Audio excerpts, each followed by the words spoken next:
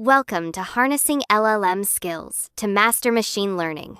This course takes you from first principles to deep learning, retrieval, evaluation, and real engineering judgment. You will not just learn models. You will learn how to think and build with AI as a serious partner. If you are ready, let us begin. Machine learning is still hard, but it is no longer hard for the same reason it used to be. The old bottleneck was access. You needed good books, good teachers, working code, and a lot of patience. Now we live in a different environment. We can ask AI for explanations, code, examples, summaries, diagrams, and debugging help, almost instantly.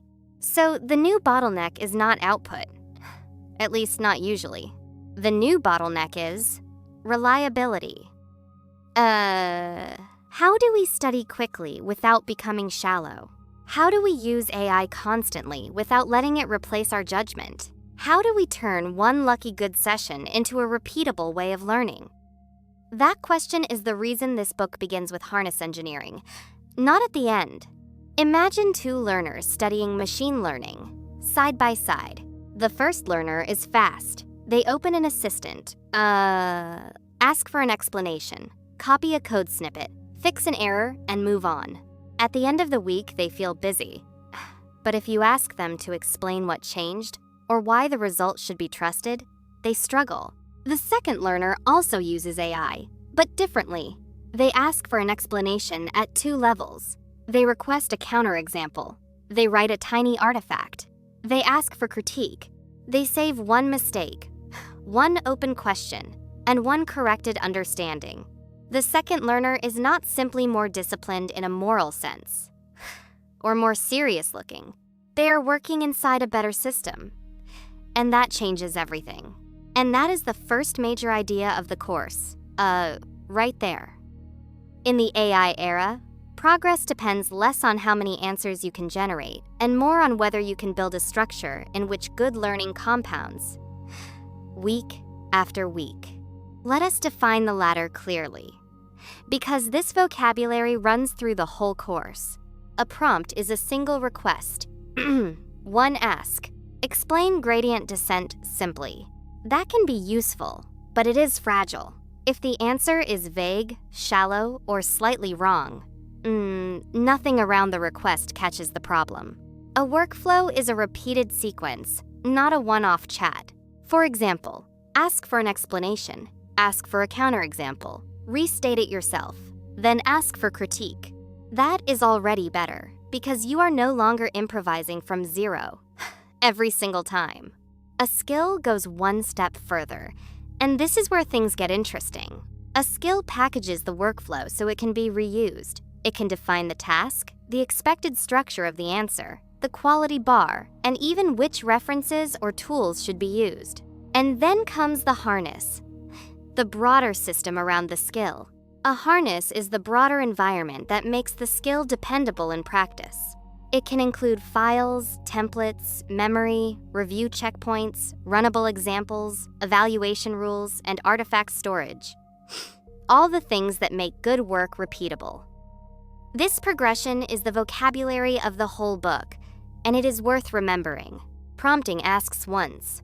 Workflow repeats. Skill packages. Harness makes the package reliable. This matters because AI creates a new educational risk, one that feels pleasant while it is happening. In the old world, learners often failed because they were blocked and slow, and everyone could see it. In the new world, learners can fail because they move too fast through convincing output, and that is harder to notice. You recognize the explanation, you accept the code, you trust the metric, you feel progress. But you have not actually built judgment. Not yet. This is especially dangerous in machine learning because the field already contains many ways to fool yourself, even before AI enters the picture. Leakage, spurious correlation, misleading metrics, weak baselines, bad labels, and stories that sound smarter than the evidence they rest on. So throughout this course, we will use AI for speed, variation, scaffolding, and critique, very deliberately. But we will not let it replace verification, evaluation, comparison, reflection, or responsibility, because that is where real judgment lives. Now let us make this concrete, because the book is not speaking in slogans here. This book does not talk about skills only as a metaphor or as a motivational phrase. It includes actual local skills that the reader can inspect and use. In Appendix B, you can see a catalog of reader skills mapped to different chapters, and that matters.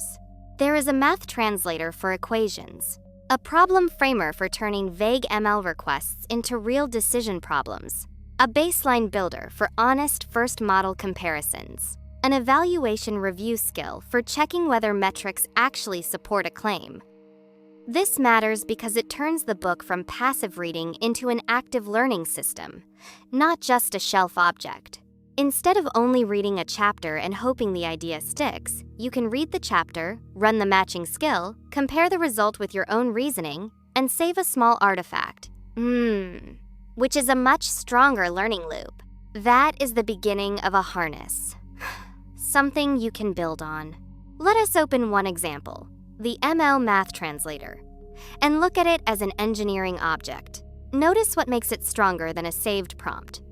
Because this distinction matters. It says what kind of task it is for. It defines the workflow. It specifies the output format. It sets a quality bar. It does not merely say, be helpful, which is what most weak prompting systems stop at. It says, restate the formula, define the symbols, annotate the shapes, explain the expression in plain English, give a tiny example, map it to code, and name one common mistake, all inside one reusable boundary. That is a small machine for repeatable thinking, and that is a powerful idea. And that distinction is important. Much more important than it first sounds. A one-off chat may produce a nice answer. A skill shapes behavior under a task boundary, which is exactly why it becomes reusable. That is why this course treats skills as educational infrastructure, not as cosmetic prompt templates.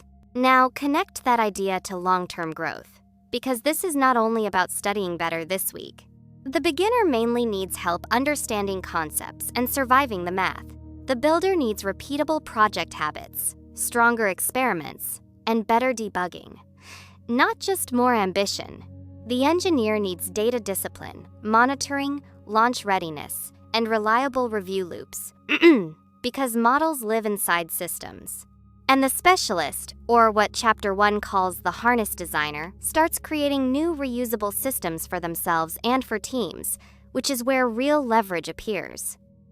So better people in machine learning do not only know more, they stabilize more.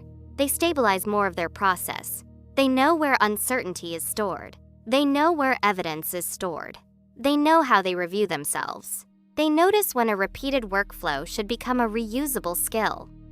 That is what I mean by a personal ML operating system, a way of working that compounds.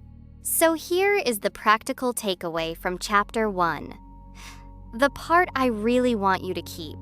Do not go through this course collecting only explanations, no matter how elegant they sound. Build a small library of reusable behaviors. When you notice a study loop that helps, package it. When you hit a recurring confusion, record it. When a result changes your mind, save the evidence. Because that is where growth becomes visible.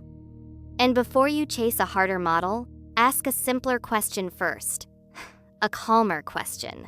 What part of my learning process should become a skill? And why am I not packaging it already? If this chapter works, the rest of the book will feel different. In a very practical way. You will not only learn machine learning concepts, you will also begin building the system that helps those concepts stay usable, testable, and real, which is a much better outcome than just sounding informed. For many beginners, the first serious emotional barrier in machine learning is not coding. It is notation.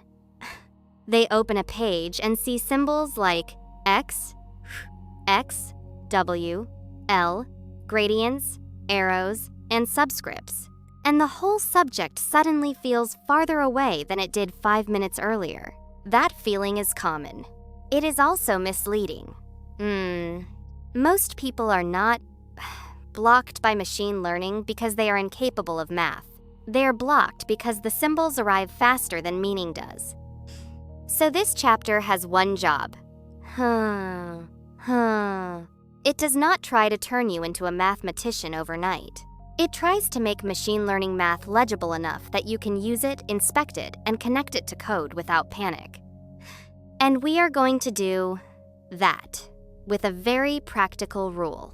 Every important expression should answer 4 questions. What are the objects? What are their shapes? What operation is happening? And what does this look like in code? If you can answer those 4 questions, the notation stops being theater and starts becoming a tool. Let us start with the simplest concrete picture. Suppose we are working on the running delivery time case from the early part of the book. One order might have features like distance, number of items, whether it is raining, and a traffic score. If we write one delivery as a bundle of numbers, that bundle is a vector. In machine learning, a vector is often just one structured example. That idea matters because it removes a lot of fake mystery. The vector is not sacred. It is a way of packaging one example so the model can read it consistently. Then, if we stack many examples together, row by row, we get a matrix. One row is one example. One column is one feature. That row-column discipline sounds small, but it is one of the most important habits in real ML work. A surprising number of bugs are really shape bugs. The model idea is fine, but the engineer mixed up rows and columns, or forgot what axis represented what. So chapter 2 is not only teaching vocabulary, it is teaching shape literacy. When you see X, ask whether it is one example. When you see X, ask whether it is many examples. When you see a prediction vector, ask how many examples it corresponds to.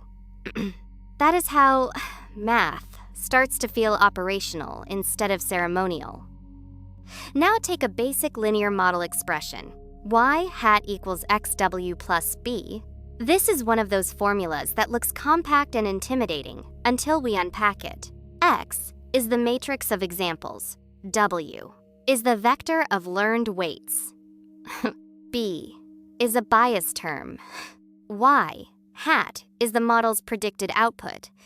Plain English, take the features, weight them, add them, then shift by a constant. That is it. The formula is not hiding a deep secret. It is compressing a repeated numerical rule. This is the bridge I want the viewer to feel. The formula is not there to exclude you. It is there because once you understand the objects and shapes, it is actually shorter and clearer than repeating the whole sentence every time. And this is also where the chapter's first figure matters. The vector and matrix view is the foundation, but the chapter also points forward to tensors and deeper systems. A tensor is not some magical object that belongs only to experts. It is just a structured array with more axes. An image may have height, width, and channels. A batch of token embeddings may have batch, sequence length, and hidden dimension. So the same skill continues. Name the object. Track the shape. Understand the operation. The deeper the model gets, the more that habit matters. Now let us talk about loss, because loss is one of the most important words in machine learning. A loss function is a scalar measure of wrongness. That phrase is worth remembering. It is the number that tells us how bad the current prediction is under the chosen objective. For regression, the loss might reflect how far the predicted number is from the actual number. For classification, the loss might reflect how confidently the model assigned probability to the wrong class. What matters here is not memorizing many losses at once. What matters is understanding why we need one. Without a loss, the model has no operational definition of better and worse. A model can only improve if we can measure how wrong it currently is. So when you see L, do not think, here comes abstract math. Think, this is the score that tells the learning procedure what to care about. That shift in attitude makes later chapters much easier. Loss is not only a formula, it is the contract between the task and the training process. Once we have a loss, the next question is obvious. How should the model change its parameters to reduce that loss? That is where derivatives and gradients enter. A derivative tells us local sensitivity. If I change this parameter slightly, how does the loss respond? A gradient is the multi-parameter version of that idea. It tells us how the loss changes with respect to many parameters at once. This is why I often describe the gradient as a coordinated sensitivity report. It is not just a scary symbol. It is information about which direction makes the current objective increase or decrease. And now we can read the classic update rule. W is less than W, eta times grad, WL. This looks dramatic at first, but the story is simple. W is the parameter vector. Eta is the step size, often called the learning rate. Grad, WL, is the gradient of the loss with respect to W, plain English. Move the parameters a little in the direction that reduces loss. That is gradient descent. Not magic. Not ritual. Just repeated improvement guided by local sensitivity. This is the moment where the chapter needs to connect symbols to code. Because many learners can survive the symbolic explanation, but the understanding becomes stable only when they can map it to implementation. If the update rule says subtract learning rate times gradient, the code version is not conceptually different. It is the same operation in a less compact language. And that is exactly why the formula to meaning to code flow matters. When you can move across those three views, you are no longer trapped by notation. You can read a paper, inspect a loss, debug a training step, or sanity check a model implementation with much more confidence. This is also where Chapter 2 connects forward to deep learning. Backpropagation, computational graphs, and modern training systems all rest on the same basic habit. Understand what object is flowing, what shape it has, what operation is applied, and how error information moves backward. The second chapter figure, the optimization bridge, is there to make that connection visible. The early math is not separate from later deep learning. It is the foundation that keeps later complexity from becoming empty vocabulary. There is one more big idea the chapter introduces gently, and it is worth naming in the lesson. Machine learning is not only about representing structure, it is also about uncertainty. Real systems are noisy. Two almost identical orders may still arrive at different times. Two users with similar product behavior may still make different choices. So probability gives us a language for talking about uncertainty instead of pretending the world is deterministic. Even when the chapter stays beginner-friendly, this is an important mental shift. The model is not always predicting certainty. Sometimes it is predicting a distribution, a probability, or an expected value under uncertainty. That is why the math matters. It lets us say what kind of uncertainty story we are telling, not just what number we hope to output. This is where the ML math translator skill becomes more than a convenience. It turns a temporary moment of clarity into a reusable method. Instead of staring at a formula and hoping intuition appears, the skill forces a stronger workflow.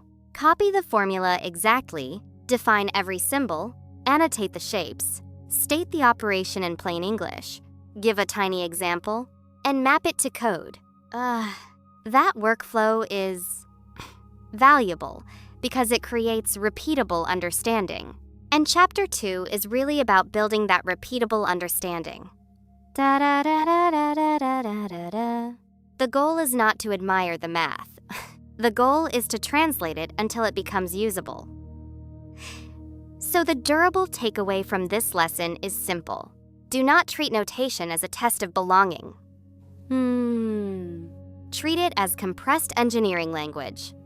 When a formula appears later in the course, your job is not to survive it.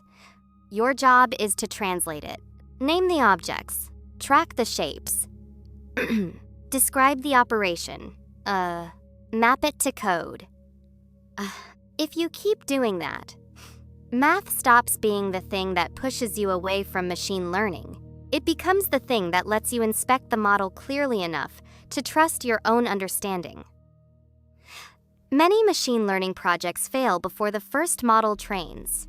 They fail in planning meetings. They fail in product briefs. They fail in project names that sound precise only because everyone in the room is pretending they mean the same thing. A team says, "We need a churn model." That sounds concrete, but it may hide half a dozen unanswered questions. What decision will the model support? When is the prediction supposed to happen? What intervention follows the score? What label actually exists in the data? And are we predicting the real phenomenon, or only a delayed trace of some messy business process? This chapter is about that earlier layer of work. If Chapter 2 made the math legible, Chapter 3 should make the problem legible. Because a model can be mathematically correct and still answer the wrong question beautifully. Start with a familiar example. A subscription company says it wants churn prediction. The immediate interpretation is easy. Predict which users will cancel. The data team starts collecting account age, usage frequency, support tickets, team size, plan type, login behavior, and maybe billing history. The model pipeline can begin quickly. But pause for a second. What does the business really need? Often the real business target is not simply identifying likely cancellation. It is something more operational. Which customers are at risk? Which ones are worth intervening on? Which interventions have a chance of changing the outcome? And when those interventions still matter? Those are not the same task.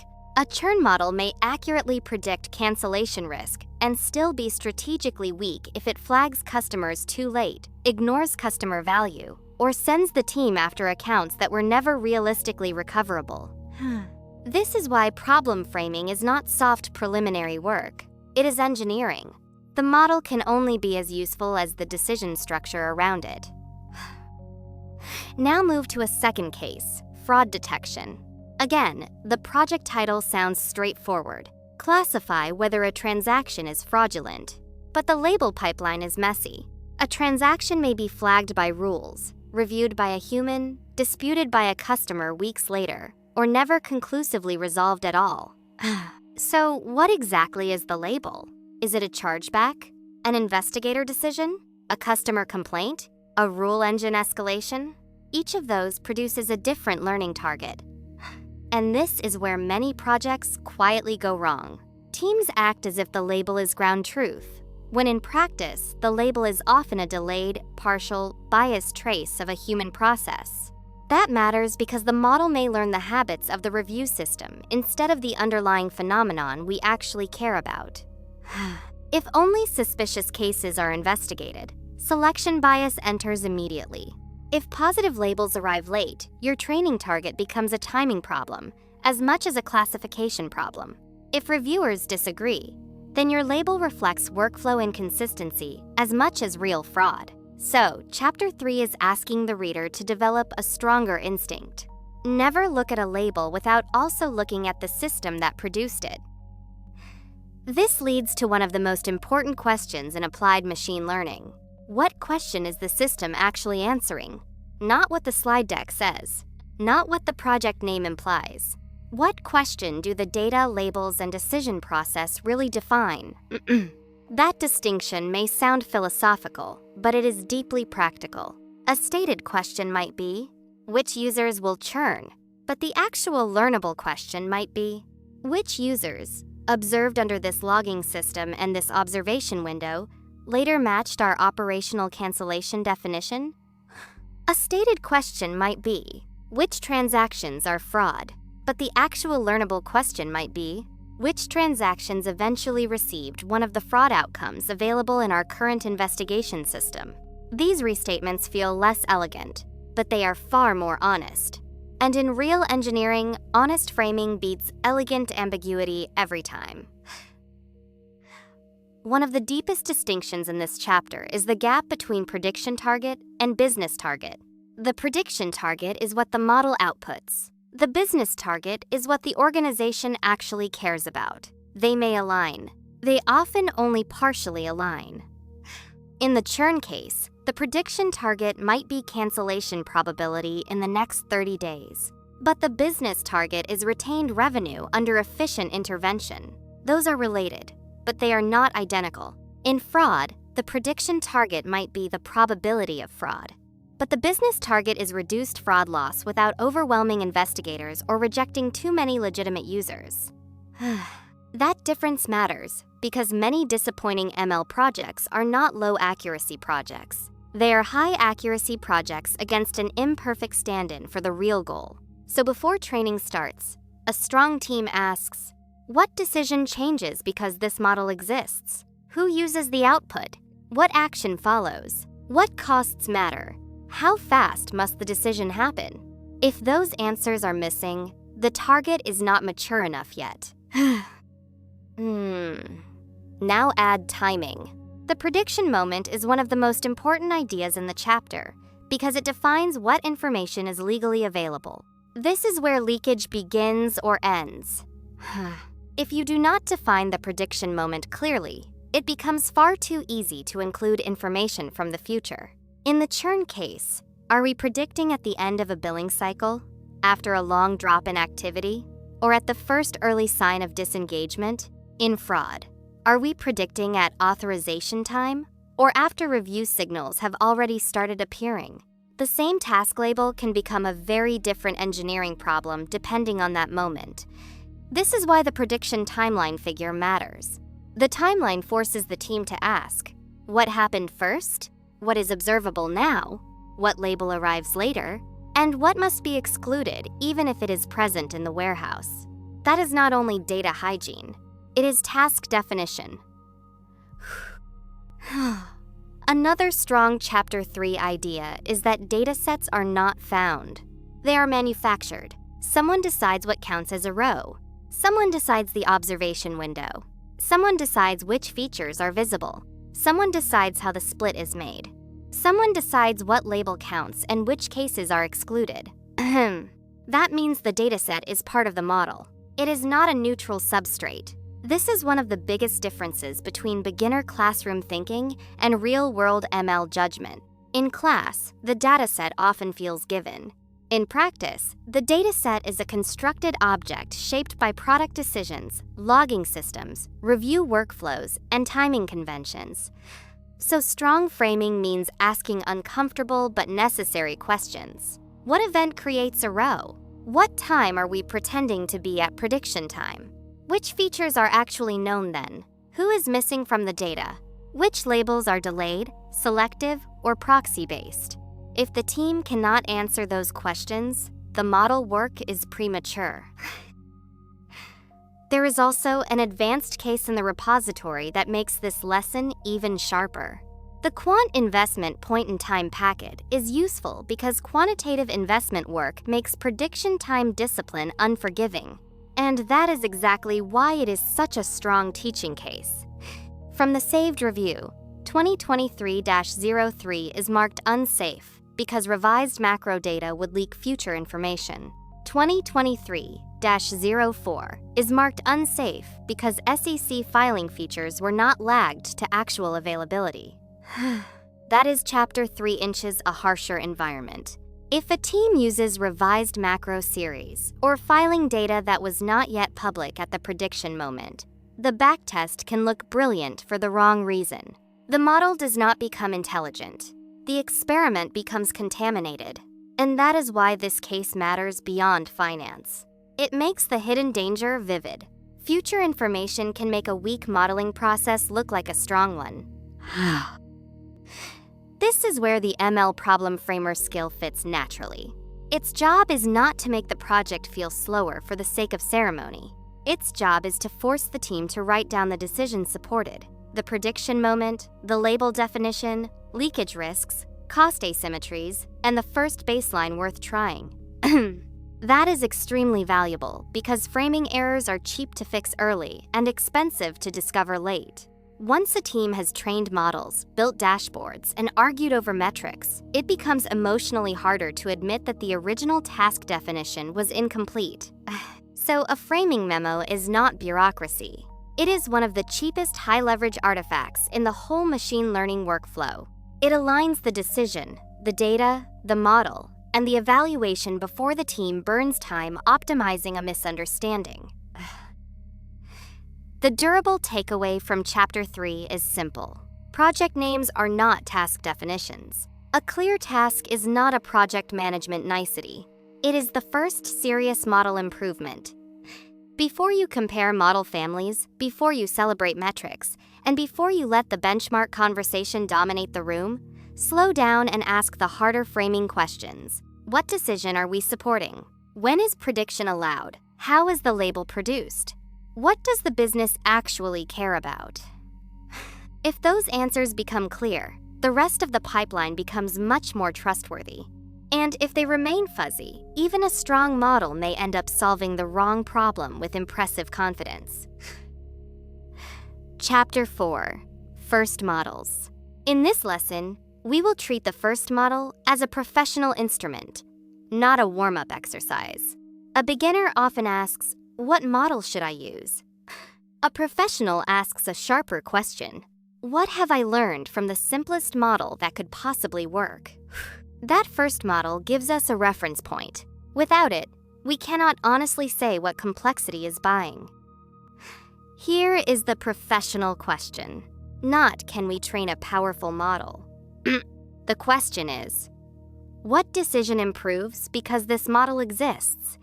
A first model gives the team a measurement baseline. It also gives the team a shared language.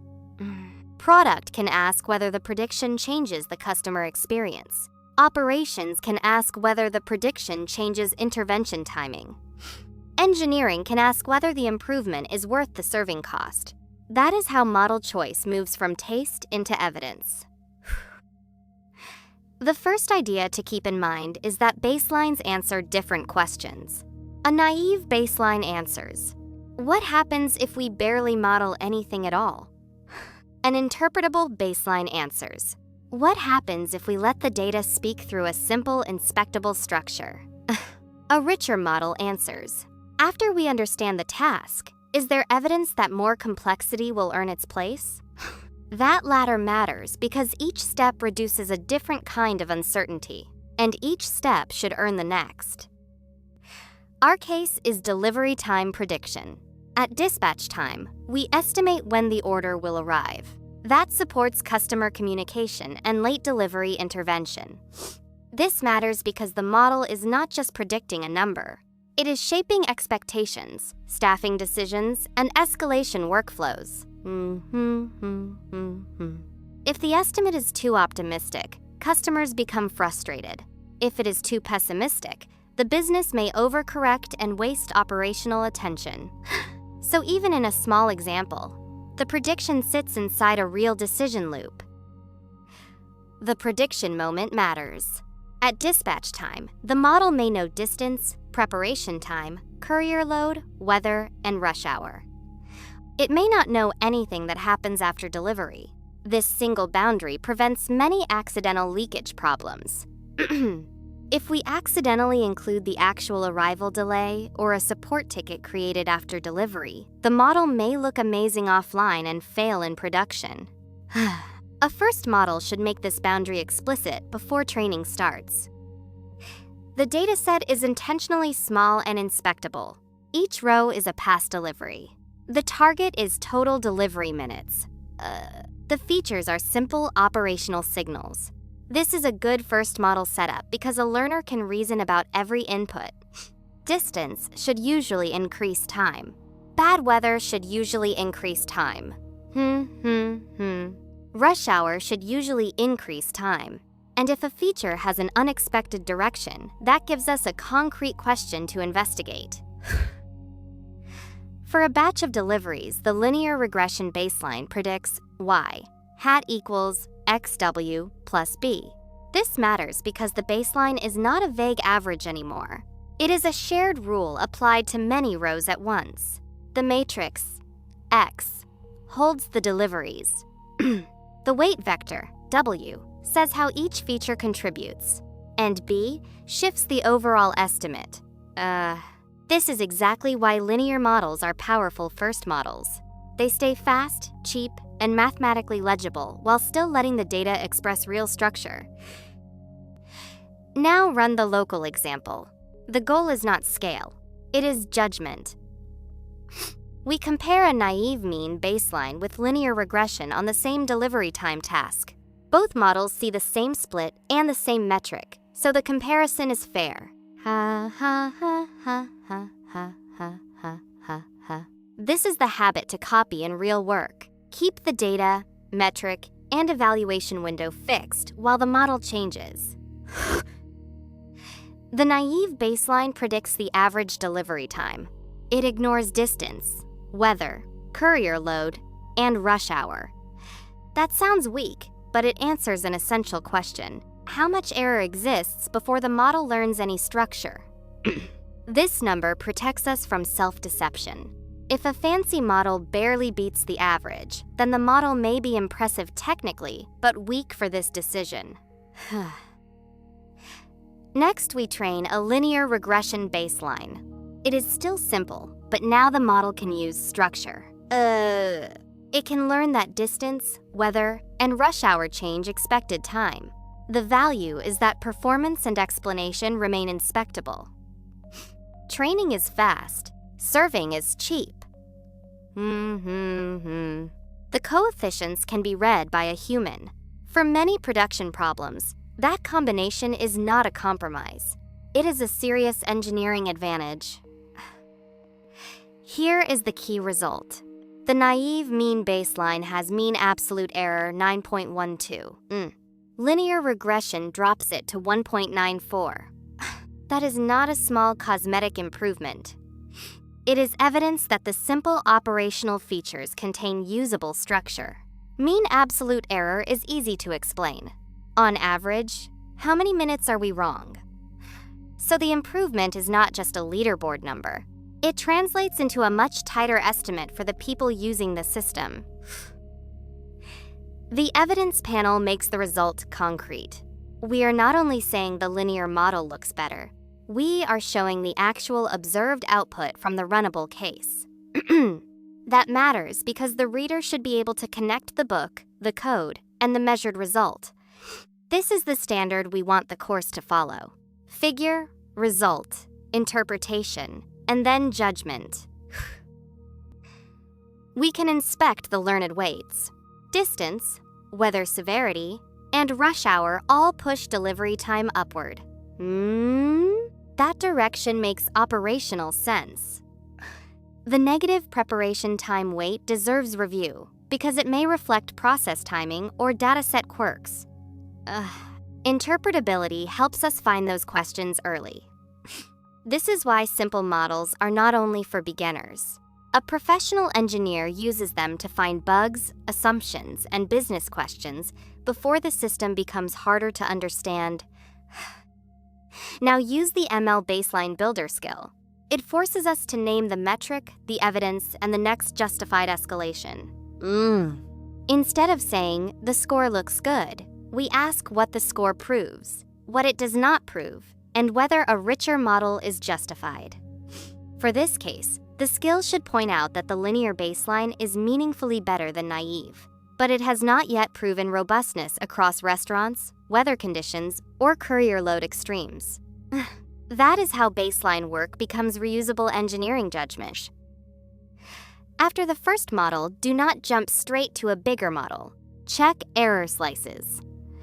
Inspect outliers. Test whether predictions are calibrated enough for decisions. Review leakage again. Only then should we try richer trees or ensembles. A decision gate is not a delay tactic. It is how we avoid spending a week on complexity when the next useful action is a 1-hour data review. Nearest neighbors belongs in the same chapter because it teaches a different failure mode. A model can be simple and still depend critically on geometry. If one feature dominates the scale, nearest neighbors can look worse for a reason that has nothing to do with the true task structure. That is a useful lesson because not all first model mistakes are about choosing the wrong family. Some are about representing the same family carelessly. Your practice task is simple. Choose one prediction moment. Write one naive baseline. Train one interpretable baseline. Compare one metric. Review one failure slice. Then ask the professional question, what did complexity buy? If you can answer that clearly, you are not just running machine learning code. You are building engineering judgment that transfers to fraud detection, recommendation, search, forecasting, and almost every applied machine learning system. The goal is not to stay simple forever. The goal is to know what complexity buys. A first model should teach you something before a larger model enters the room. Keep one sentence from this chapter. Complexity should earn its place. In the next lessons, that sentence will guide how we evaluate models, diagnose failures, and decide when a more powerful method is truly worth it. Tabular machine learning is one of the easiest places to become intellectually sloppy. People see a modern model family and assume it must be better than trees or linear baselines. But structured business data often rewards a very different kind of strength. It rewards threshold behavior. It rewards irregular interactions. It rewards models that can say, this combination of signals is special, even if no single feature looks extreme on its own. That is why strong tree-based baselines remain hard to beat in so many real fraud, pricing, approval, ranking, and operations problems. The lesson of this chapter is not that trees always win. The lesson is that model families must earn their place under the same split, the same metric, and the same operational slices. Whew. Our case is fraud screening at authorization time. The operational question is simple. Which transactions should be sent to manual review right now? The system only has a structured feature table at the decision moment. Transaction amount, device age, transaction count in the last hour, recent chargeback rate, cross-border flag, merchant risk score, and whether it happened at night. That already tells us something important. This is a classic tabular problem. The signals are structured, heterogeneous, and full of threshold-like behavior. A model that can ask, is the device extremely new? Is the merchant risk score above a danger zone? And is the account already moving unusually fast? May have a real advantage over a model that tries to explain everything with one smooth linear surface. Before we celebrate trees, we should respect the linear baseline. For a binary fraud label, the simplest serious model in this chapter is logistic regression. It gives each feature a weighted vote, adds the votes together, and passes the result through a sigmoid, so the output behaves like a probability. That is valuable because it gives us a clear first question. Can a smooth weighted surface already separate most safe and risky transactions? If the answer is yes, the linear baseline has earned respect. If the answer is only partly yes, then the remaining errors become clues about the structure the linear model cannot express well. This is why a professional workflow does not skip the linear model just because trees sound more specialized. A decision tree does not fit one smooth surface across the whole feature space. Instead, it repeatedly asks threshold questions. Is merchant risk score above this value? Is transaction amount above that value? Is the recent chargeback rate high enough that the whole region should be treated differently? Each answer routes the transaction into a smaller region until it lands in a leaf with a predicted fraud probability. That difference matters whenever the real structure feels more like combinations of conditions than one global weighted average. And that is why trees feel so natural in business data. Many real decisions are already described in threshold language. If the merchant is risky and the amount is high, escalate. If the device is old and the merchant is stable, relax. If velocity spikes and recent chargebacks are high, investigate. The Runnable Chapter 5 example compares 5 model families on the same fixed split: majority baseline, logistic regression, single decision tree, random forest, boosted stumps. And the observed result is exactly the kind of table a real team should stare at before making claims. The majority baseline collapses. The logistic baseline is respectable. The single tree is stronger. And the random forest is the strongest result in this tiny fraud case. That does not mean the forest is universally best. It means the structure of this problem rewards a family that captures thresholds and interactions cleanly. This chapter reports more than one metric for a reason. Fraud screening is not only about raw classification. It is about the trade-off between missing fraud and wasting review capacity on false alarms. That is why F1 is useful here. It forces precision and recall to matter together. But the chapter also tracks Breyer's score, which measures how trustworthy the predicted probabilities are. That matters because a review queue is not only about ranking. It is also about whether the confidence itself deserves trust. A model can look decent as a ranker and still be sloppy as a probability machine. Professional evaluation notices both. One slice in this tiny example explains the whole chapter better than a paragraph of slogans. The risky slice is cross-border transaction plus device age less than or equal to 7 days. Why watch that slice? Because it represents exactly the kind of interaction tree models often capture naturally. Cross-border alone is not enough. A new device alone is not enough. But the combination is often much more suspicious. On that slice, the logistic baseline still sees useful signals, but the tree families are better at saying, this combination deserves special treatment. That is the operational lesson. Not that trees are magical, that they match the structure of this problem better. A single tree is interpretable, but it can also be unstable. Small changes in the training rows can produce a different sequence of splits. That is why a single tree is useful as both a baseline and a legibility tool, but not always the best final production answer. This leads naturally to ensembles. Bagging says, train many related models and average them. That is the logic behind the random forest. One tree may be brittle. Many related trees can average out some of that brittleness. Boosting teaches a different lesson. Train a weak model. Focus on what it gets wrong. Then train the next weak model to work on those errors. That is a powerful idea, but the point of this chapter is honesty. No family wins by title alone. Let us say it directly.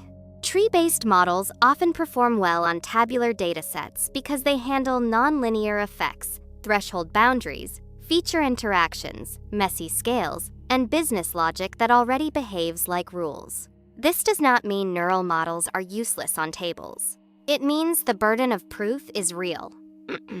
If a more glamorous model cannot clearly beat a strong tree baseline on a structured tabular problem, the right reaction is not, how do we justify the glamorous model anyway? The right reaction is, what structure are the trees already capturing that we are failing to respect? That is mature engineering culture. And it is one of the most transferable habits in this whole course. Tabular modeling also creates a special danger. It is easy to get excellent metrics for embarrassing reasons. Duplicate rows leaking across train and test, future information hidden inside engineered features, entity leakage, where the same account, card, or merchant appears in both splits in a misleading way. Tree-based models can exploit these shortcuts very effectively. That means strong models are unforgiving. They reward sloppy data handling by making bad practice look successful. So the core lesson is not only trees are strong, it is strong baselines and strong audits must go together. This is where the ML tabular model review skill becomes useful. Its job is to keep the team grounded when novelty starts to overpower evidence.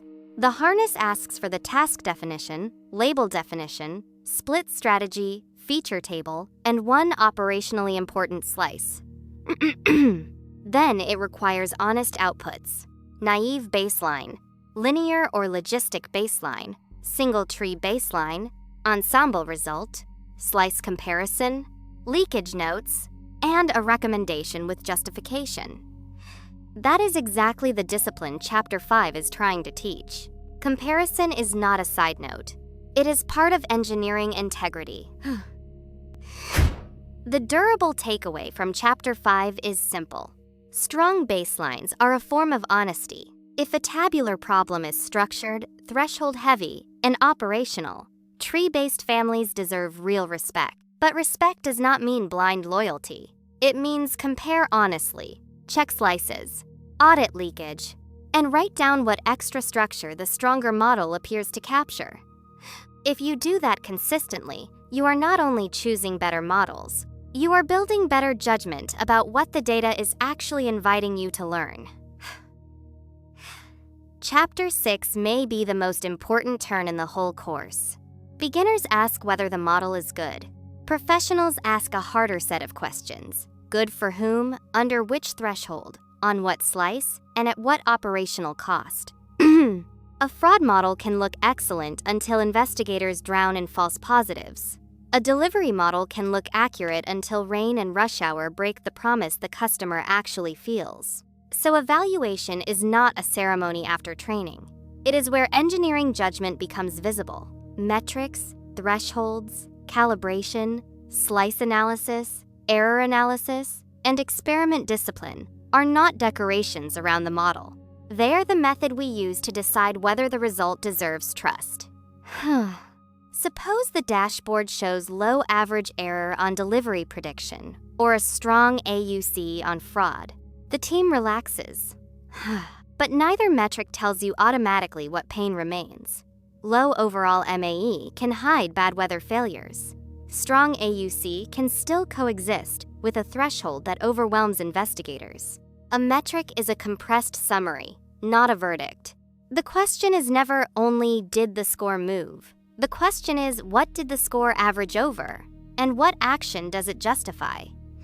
Once you ask that, evaluation stops being scoreboard reading and becomes investigation. Imbalance makes weak models look respectable. If fraud is rare, a model that says not fraud to every transaction can still post very high accuracy and remain completely useless. That is why accuracy, by itself, often rewards inaction on rare event tasks. Precision and recall matter because they expose the different mistakes hiding behind the same headline. Precision asks how many flagged cases were truly positive. Recall asks how many true positives were caught. Those metrics already sound more operational because they force the team to face review capacity and missed risk cost. Once imbalance enters the picture, evaluation has to follow the workflow, not the vanity metric. Most classifiers do not emit a final yes or no answer. They emit a score. The threshold turns that score into action. That means threshold choice is part of the model result, not an afterthought. Raise the threshold and you may improve precision while missing more true cases. Lower it and you may recover more positives while sending more work downstream. In other words, precision and recall are not two numbers living on a chart. They are two ways of expressing operational trade-offs. The right threshold depends on investigator capacity, customer friction, downstream cost, and how painful false negatives really are. Chapter 6 grounds that idea in a tiny fraud case you can inspect directly. At threshold 0.5, the logistic baseline catches 8 of 13 fraud cases with 0 false positives. At threshold 0.3, it catches 11 of 13 fraud cases and adds 1 false positive. That is a real decision surface, even in a small artifact. One setting protects reviewer time more aggressively. The other recovers 3 more fraud cases for a small extra load. Notice what evaluation is doing here. It is not searching for a universally best number. It is asking which trade-off fits the actual workflow. A team that says the model is good but cannot defend the threshold has not finished evaluation. The delivery case makes the same lesson painful in a different way. The overall test MAE is about 1.94 minutes, which sounds respectable. But the harder slices are worse exactly where users feel lateness most. Bad weather around 2.75 minutes, rush hour around 2.57, and long-distance routes around 2.75. The average score still sounds fine, but the promise the product makes to customers lives inside the bad conditions, not the average row. Bye. Slice analysis matters because deployment does not happen to the mean example. It happens to neighborhoods, times of day, merchant types, weather conditions, and customer contexts. If those slices crack, the reassuring global number becomes dangerously incomplete. A model can rank cases well and still speak its confidence badly. Calibration asks whether a score like 0.8 really behaves like about 80% likelihood. That matters whenever probabilities drive cues, priorities, or human attention. In fraud, a badly calibrated score can distort which cases reach investigators first. In support routing, it can waste escalation slots. In churn, it can misallocate retention effort. Good ranking without calibration may still be enough for some tasks, but a team should know when it is relying on order versus when it is relying on belief. Professional evaluation separates those two questions instead of pretending they are the same. Train, validation, and test splits are not ritual categories. They are honesty boundaries. Training data fits parameters. Validation data helps choose models, hyperparameters, and thresholds. Test data is supposed to tell us what happens after the important choices have already been made. The problem is that curiosity slowly erodes that boundary. Every time we peek at the test set, react to what we saw, and tune again, the test set becomes part of development. Then the final number sounds more objective than it really is. Evaluation discipline is really the discipline of not flattering ourselves with contaminated evidence. Once the metric review is done, the next move is not celebration. It is error analysis. We study the misses to discover what structure the model still does not understand. In delivery prediction, large underestimates might cluster on rainy evenings and long routes. In fraud, false positives might concentrate on new devices within certain merchant segments, while false negatives might reveal low-amount coordinated attacks. That is useful because failures stop being embarrassment and start becoming hypotheses. Maybe a feature is missing. Maybe the label pipeline is noisy. Maybe the model family is mismatched. Maybe the threshold is wrong. Error analysis turns score differences into engineering clues. Experiment design matters because a good metric change is only useful if we know why it happened. If the team changes features, model family, threshold, and split at the same time, the result becomes impossible to interpret. Good experiments preserve attribution. State the hypothesis. Change one important thing when possible. Define what success would mean before running the test. Then record the observed result, the slice effects, and the interpretation. The goal of an experiment is not just to get a better number. It is to produce reusable knowledge. A log that says AUC went up is shallow. A log that says recall improved after adding route density features but rush hour calibration remains weak teaches the team something durable. This is where the Chapter 6 skill becomes practical. The ML evaluation review harness asks for the task definition, the chosen metrics, the split strategy, the slice results, the threshold or calibration settings, and recent experiment notes. Then it forces a written judgment. Is the main metric actually aligned with the business target? What does it hide? Which slices are concerning? Is the threshold operationally sane? Does the experiment design support the claimed conclusion? What has to be true before rollout confidence is justified? That written memo matters, because strong teams do not stop at charts. They leave behind an evidence trail that another engineer can inspect, challenge, and extend. The durable lesson of Chapter 6 is simple. A model result becomes useful only when you know what it hides. Metrics summarize. Thresholds create behavior. Calibration shapes trust. Slices reveal uneven pain. Error analysis produces hypotheses. Experiment design protects attribution. When those pieces come together, evaluation stops being the end of modeling and becomes the center of engineering judgment. That is the habit this chapter wants to build. When people first encounter deep learning, they often memorize architecture names. Transformer, ResNet, encoder, decoder. It feels like the hard part must be choosing the impressive label. But in real machine learning work, a surprising amount of pain begins somewhere humbler. The model simply refuses to train cleanly. This chapter lives underneath architecture prestige. Optimization explains how parameters actually move. Representation learning explains what internal structure the model organizes as those updates accumulate. When those two layers become visible, training stops feeling mystical and starts feeling inspectable. Imagine a support ticket classifier that looks dramatic from the very first epochs. Training loss drops quickly. Validation loss does something uglier. The team changes one seed, one flag, one optimizer setting, and suddenly, the room fills with opinions about architecture. That reaction is common, but it is usually too early. A bad run is not a blank wall. It is a behavior trace. If loss collapses while validation breaks, the model is already telling us something about update, scale, stability, or mismatch between what is optimized and what we actually care about. The mature move is not to guess faster. It is to describe the symptom precisely enough that diagnosis can begin. Every model learns relative to an objective.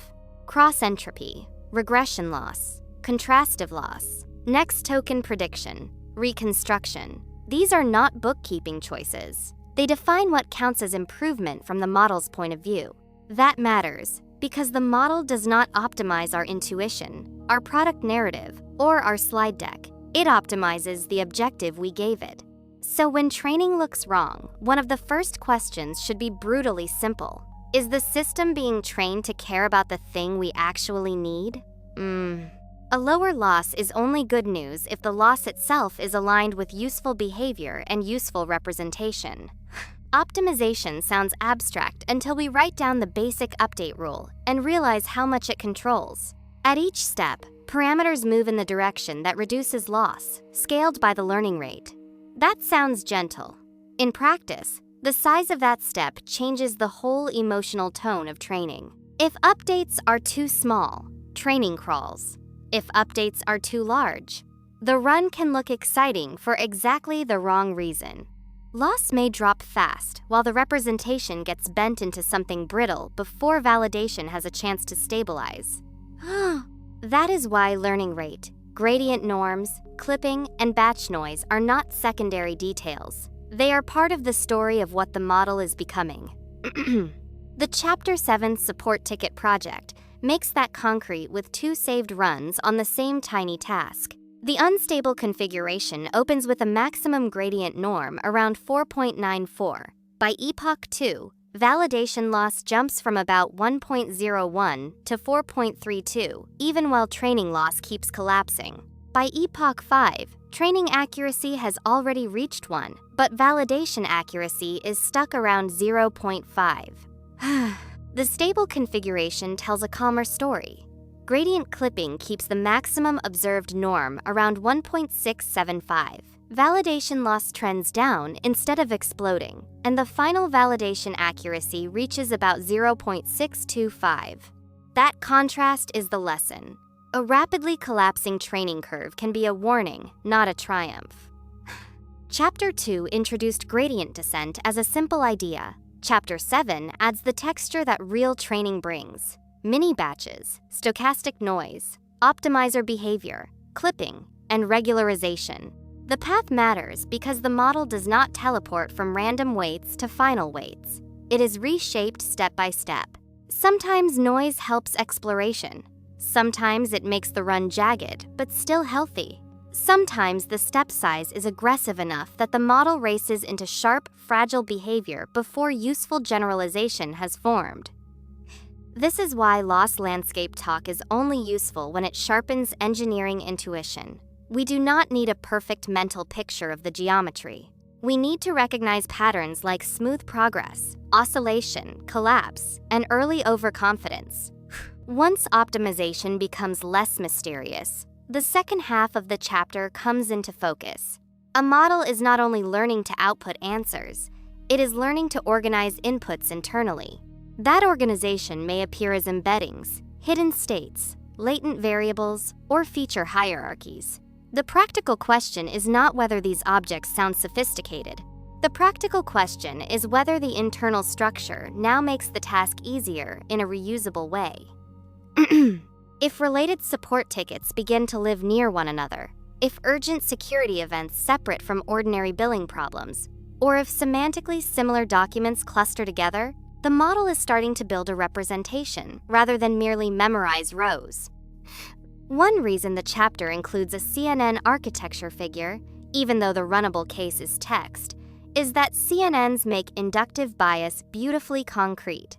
Local receptive fields encode the belief that nearby pixels matter together. Weight sharing encodes the belief that the same local pattern can matter in many positions. Deeper layers compose simpler features into more abstract ones. That is not magic. It is architecture carrying a structured guess about the world. This matters because optimization never happens in a vacuum. The optimizer is searching inside a model family that already prefers some patterns over others. When we understand that, architecture names stop sounding like fashion and start sounding like explicit bias choices. The saved embedding projection for the support ticket project gives us a small visual inspection window into learned structure.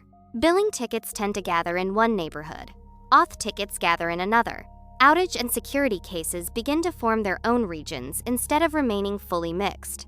That two-dimensional picture is not the whole geometry, and it does not need to be. Its job is not to prove the entire representation. Its job is to make structure visible enough for a human to inspect. This is where representation learning starts to feel practical.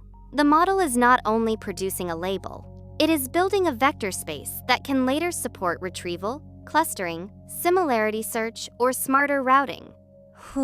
This is also where many learners get fooled. Perfect training accuracy can look like intelligence when it is really only memorization. The unstable run in this chapter reaches training accuracy of 1 quickly, yet validation behavior remains weak. That should make us careful, not impressed. A stronger representation is not just one that crushes the training set. It is one that survives small wording shifts, supports neighboring examples sensibly, and holds up better on validation slices or transfer-like tasks. So the question is not only, did the model fit? The better question is, what kind of structure did the model learn while fitting? This is where the chapter skill becomes operational.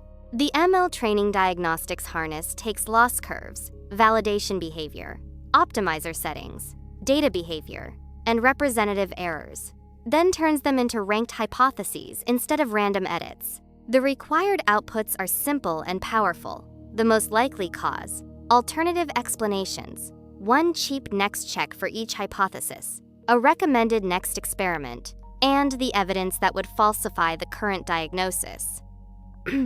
That memo matters because every bad run should leave behind more than frustration. It should leave behind a short training memory that another engineer can read, challenge, and extend. The durable lesson of Chapter 7 is that optimization and representation belong in the same story. Objectives decide what counts as improvement. Updates decide how the model moves. Architecture shapes what patterns are easy to learn. Representations reveal what internal structure has emerged. When a run looks chaotic, that is not the moment to become superstitious. It is the moment to become diagnostic. The promise of neural networks attracts many learners early. The practice of neural networks discourages many learners soon after. Why? Because writing down a model class is easy compared with building a training setup that is understandable, reproducible, debuggable, reviewable, and worth trusting. This chapter is about crossing that gap. A beginner often thinks the core of a neural project is the model definition. A beginner often thinks the core of a neural project is the model definition. In practice, the core is the project structure around the model: data preparation, train, validation, test discipline, batching, optimizer choice, logging, checkpointing, reproducibility, and failure inspection. This is one of the book's recurring themes. The harness around the model determines whether the model can be improved responsibly. Imagine a support platform with incoming tickets like billing problems, login failures, outage reports, feature questions, and security concerns. The system needs to route urgent or specialized tickets quickly. Why is this a good teaching case? Because it combines unstructured text, practical label noise, operational urgency, and a clear deployment path. It is also close enough to real work that the engineering lessons travel. This chapter now points to a real tiny project packet.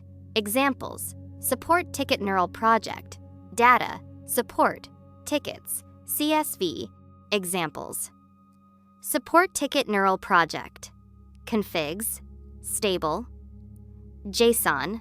Examples: support ticket neural project, scripts, run, ticket, classifier, .py. Examples: support ticket neural project, artifacts, project-readme, MD. Examples: support ticket neural project, artifacts, stable checkpoint summary, .json. And examples: support ticket neural project, artifacts, project review note, MD. A neural network is built from modules that transform inputs into outputs. At a high level, every project needs you to keep clear what the input representation is, what the model consumes, what shape the output has, and what the loss expects. For support ticket text classification, that might mean tokenized text input, embedding layer, encoder, classifier head, and logits for class prediction. This sounds simple, but many bugs happen because one of those boundaries is unclear. Shape literacy from Chapter 2 still matters here. That is exactly where a canonical architecture figure helps. A practical neural training loop usually follows this rhythm: load a batch, run the forward pass, compute loss, backpropagate, update parameters, and log useful signals. The danger is that learners often treat this loop as boilerplate, rather than as a diagnostic system. A healthy training loop should make it easy to inspect loss progression, validation behavior, gradient instability, class imbalance effects, and prediction drift across epochs. The loop is not just for updating parameters, it is also for surfacing evidence. In the Chapter 8 support ticket example, that evidence now lives in plain files: epoch by epoch logs in stable training log, CSV, a checkpoint summary in stable checkpoint summary, .json, and a project README that states task, split logic, model boundaries, and known weaknesses. As models gain capacity, discipline matters more. Two recurring ideas are: regularization helps discourage brittle or overly memorized behavior. Examples: weight decay, dropout, and early stopping. Normalization helps stabilize or speed learning under some architectures and settings. Examples: batch normalization and layer normalization. The exact mechanism matters, but at the engineering level, the bigger lesson is training stability and generalization are shaped by more than just the architecture name. A good project template should separate configuration, data loading, model definition, training loop, evaluation, logging, and checkpointing. Why separate these? Because clarity scales. When the project grows, or someone else joins, or you revisit it after a month, modular structure becomes part of model quality. This is harness engineering in practice. The new project figure below turns that checklist into a visible packet. Notice what the figure emphasizes. Configuration is explicit, split rules are explicit, the training loop leaves logs behind, the checkpoint has identity, and the review notes survive the run. A training script should be readable as an engineering argument. When reviewing one, ask, are dataset assumptions explicit? Are shapes and outputs coherent? Is split usage correct? Are metrics aligned with the task? Is checkpointing meaningful? And are failure cases inspectable? A good review is not only about style, it is about making silent mistakes harder. The file examples: Support Ticket Neural Project, Artifacts, Project Review Note, MD, now acts like a miniature code review companion for the chapter. It names what another engineer should be able to inspect immediately. Split rules, configs, logs, checkpoint summary, representation snapshot, and README. Here is a simple neural project harness. Purpose: turn a neural experiment into a project structure that another engineer can debug, reproduce, and extend. Inputs: task definition, dataset, model family, and evaluation plan. Required outputs: config file or config block.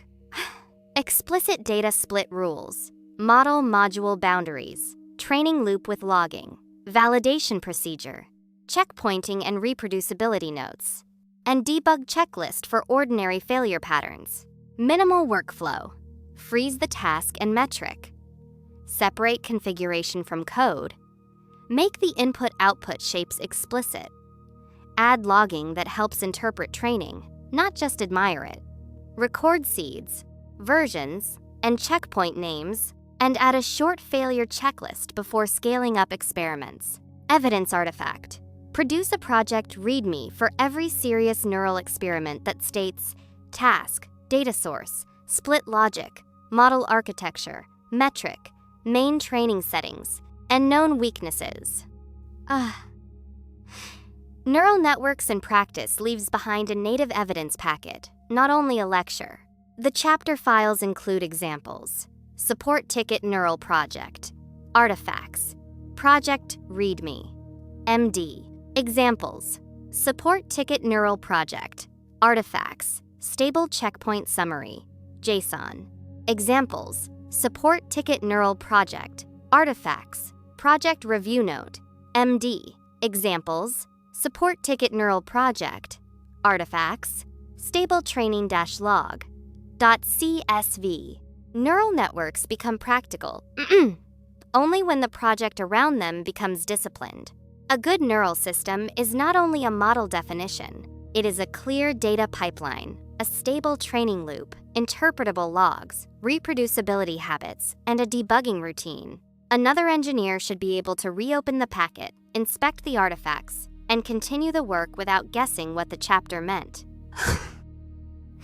This is where the ML Neural Project Harness becomes practical. Here is a simple neural project harness. Purpose: turn a neural experiment into a project structure that another engineer can debug, reproduce, and extend. Inputs: task definition, dataset, model family, and evaluation plan.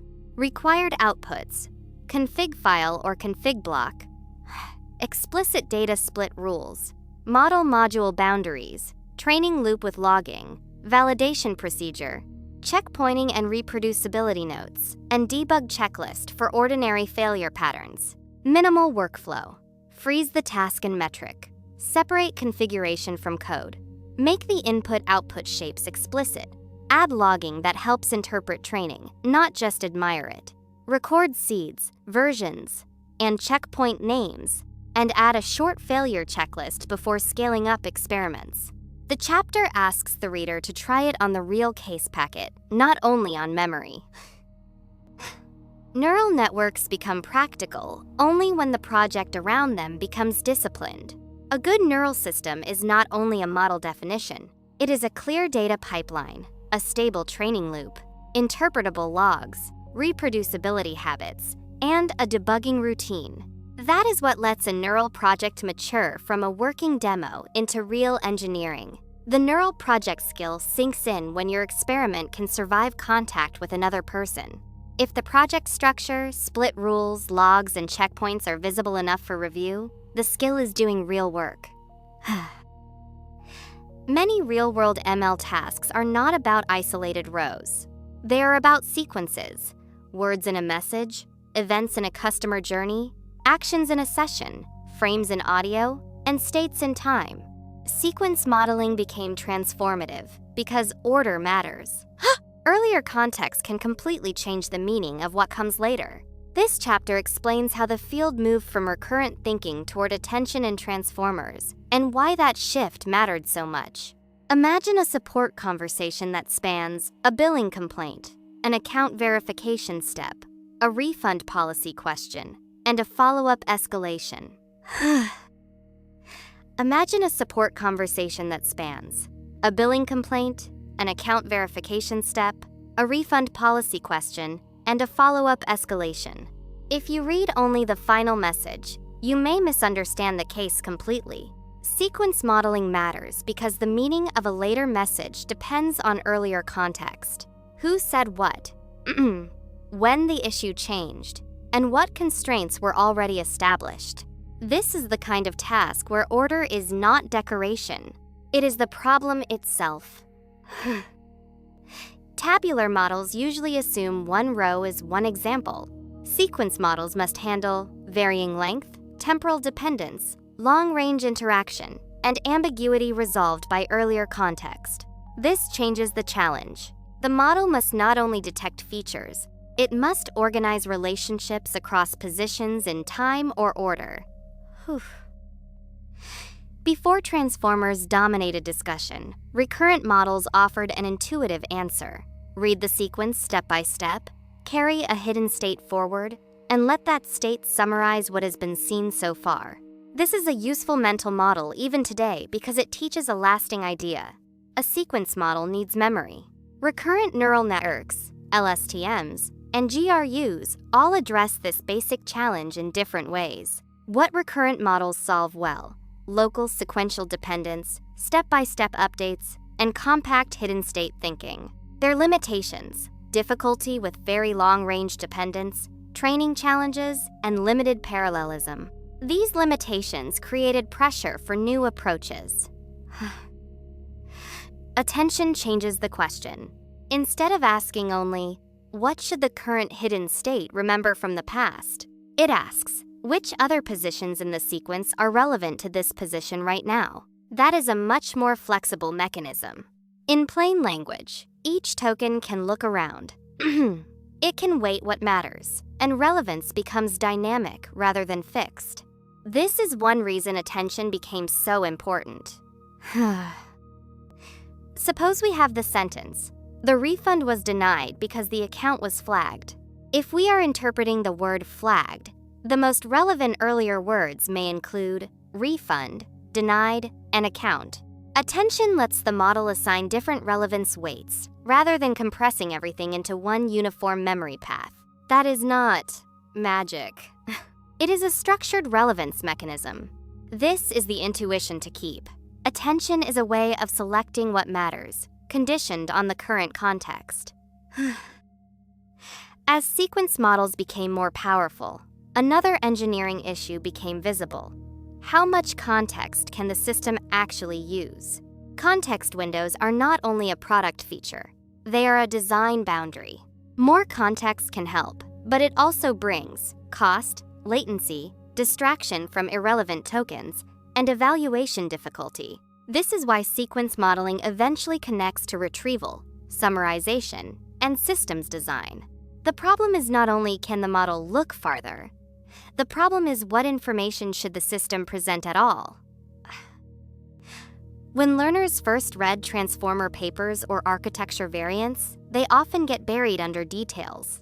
A better reading process is, what problem is this architecture trying to solve? What core mechanism changed? What trade-off improved? What new cost or limitation appeared? And what evaluation supports the claim? That habit keeps architecture reading connected to engineering judgment. The file examples: sequence attention reading, artifacts, Architecture Note, MD, now gives the chapter a native evidence artifact for that habit. It does not ask the reader to memorize block names.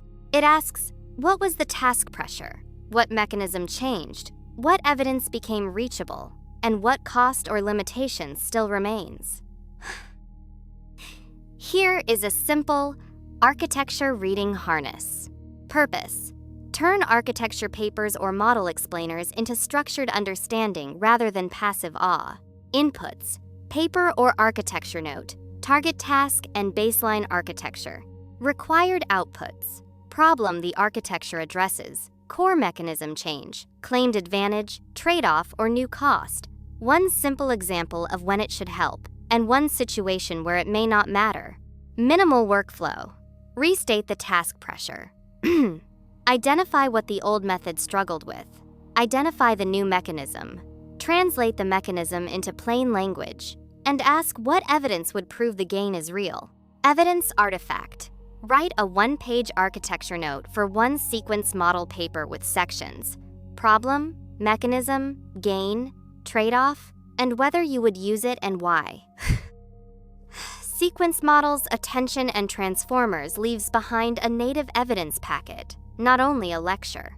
The chapter files include examples: sequence attention reading, artifacts, attention weights, .csv, examples, sequence attention reading, artifacts, architecture note, MD, examples, sequence attention reading, scripts, run, attention, demo, pi, src, assets, figures, chapter 09 transformer architecture, SVG. Sequence modeling matters because order matters. Recurrent models taught the field to think in terms of memory over time, while attention introduced a more flexible notion of dynamic relevance. Transformers combined attention with a scalable architecture that changed much of ML, especially language. Another engineer should be able to reopen the packet, inspect the artifacts, and continue the work without guessing what the chapter meant. This is where the ML architecture reader harness becomes practical. Here is a simple architecture reading harness. Purpose: turn architecture papers or model explainers into structured understanding rather than passive awe. Inputs: paper or architecture note, target task, and baseline architecture. Required outputs: problem, the architecture addresses, core mechanism change, claimed advantage, trade-off, or new cost. One simple example of when it should help, and one situation where it may not matter. Minimal workflow: restate the task pressure. Identify what the old method struggled with. Identify the new mechanism. Translate the mechanism into plain language. And ask what evidence would prove the gain is real. The chapter asks the reader to try it on the real case packet, not only on memory. Sequence modeling matters because order matters. Recurrent models taught the field to think in terms of memory over time, while attention introduced a more flexible notion of dynamic relevance. Transformers combined attention with a scalable architecture that changed much of ML, especially language. But their true value appears only when we understand what they solve, what they cost, and how to read their mechanisms without hype. The architecture reading skill sinks in when you read a transformer explainer or paper by asking what pressure created this mechanism rather than what are all the parts called. Modern machine learning often begins from a different starting point than older workflows did. Instead of asking, what model should we train from scratch? Teams increasingly ask, what strong pre-trained system already exists? How should we adapt it? And how much adaptation is worth the cost? This chapter is about making that decision well. Suppose a company wants an assistant that can route support tickets, summarize conversations, and suggest policy-grounded replies. Suppose a company wants an assistant that can route support tickets, summarize conversations, and suggest policy-grounded replies. Training a large model from scratch is unrealistic. The more plausible path is adaptation. But adaptation is not one thing. The team has options: prompt the model carefully, retrieve relevant company documents, fine-tune the model, add parameter-efficient adaptation, and combine several strategies. The skill is not knowing the buzzwords. Pre-training gives a model broad prior structure. It may already know syntax, semantic similarity, ordinary discourse patterns, and some domain-adjacent structure. That does not mean it knows your task well, but it means you are not starting from zero. This is why transfer learning changed practice so much. It turned many ML problems from full training problems into adaptation problems. Transfer learning is powerful because useful structure often travels. For example, language understanding learned broadly can help support classification. Visual features learned at scale can help medical or industrial imaging. And embedding structure can support retrieval in new domains. But transfer is never free. Domain mismatch matters. The question is not, can this pre-trained model do something impressive in general? It is, how much of its learned structure is actually useful under our domain, data quality, and safety requirements? This is one of the most important modern decision points. Prompting. Best when the model already has strong relevant capability, task complexity is moderate, and cost of adaptation should stay low. Retrieval augmentation. Best when the task depends on changing or proprietary knowledge. Grounding matters, and hallucination risk must be reduced. Fine-tuning or parameter-efficient adaptation. Best when the model needs behavior change, not only better context. Task format is stable and repeated, and there is enough quality data for adaptation. Small bespoke model. Best when latency or cost constraints dominate, the task is narrow and well-defined, and a heavy foundation model is unnecessary. This is the durable insight. The right adaptation strategy depends on task pressure, not fashion. One reason adaptation became more practical is that teams no longer always need full fine-tuning. Parameter-efficient methods allow smaller updates, lower storage cost, and more task-specific variants. The exact method matters less here than the decision principle. Adapt only as much of the model as the problem justifies. That is often better engineering than the most powerful-looking option.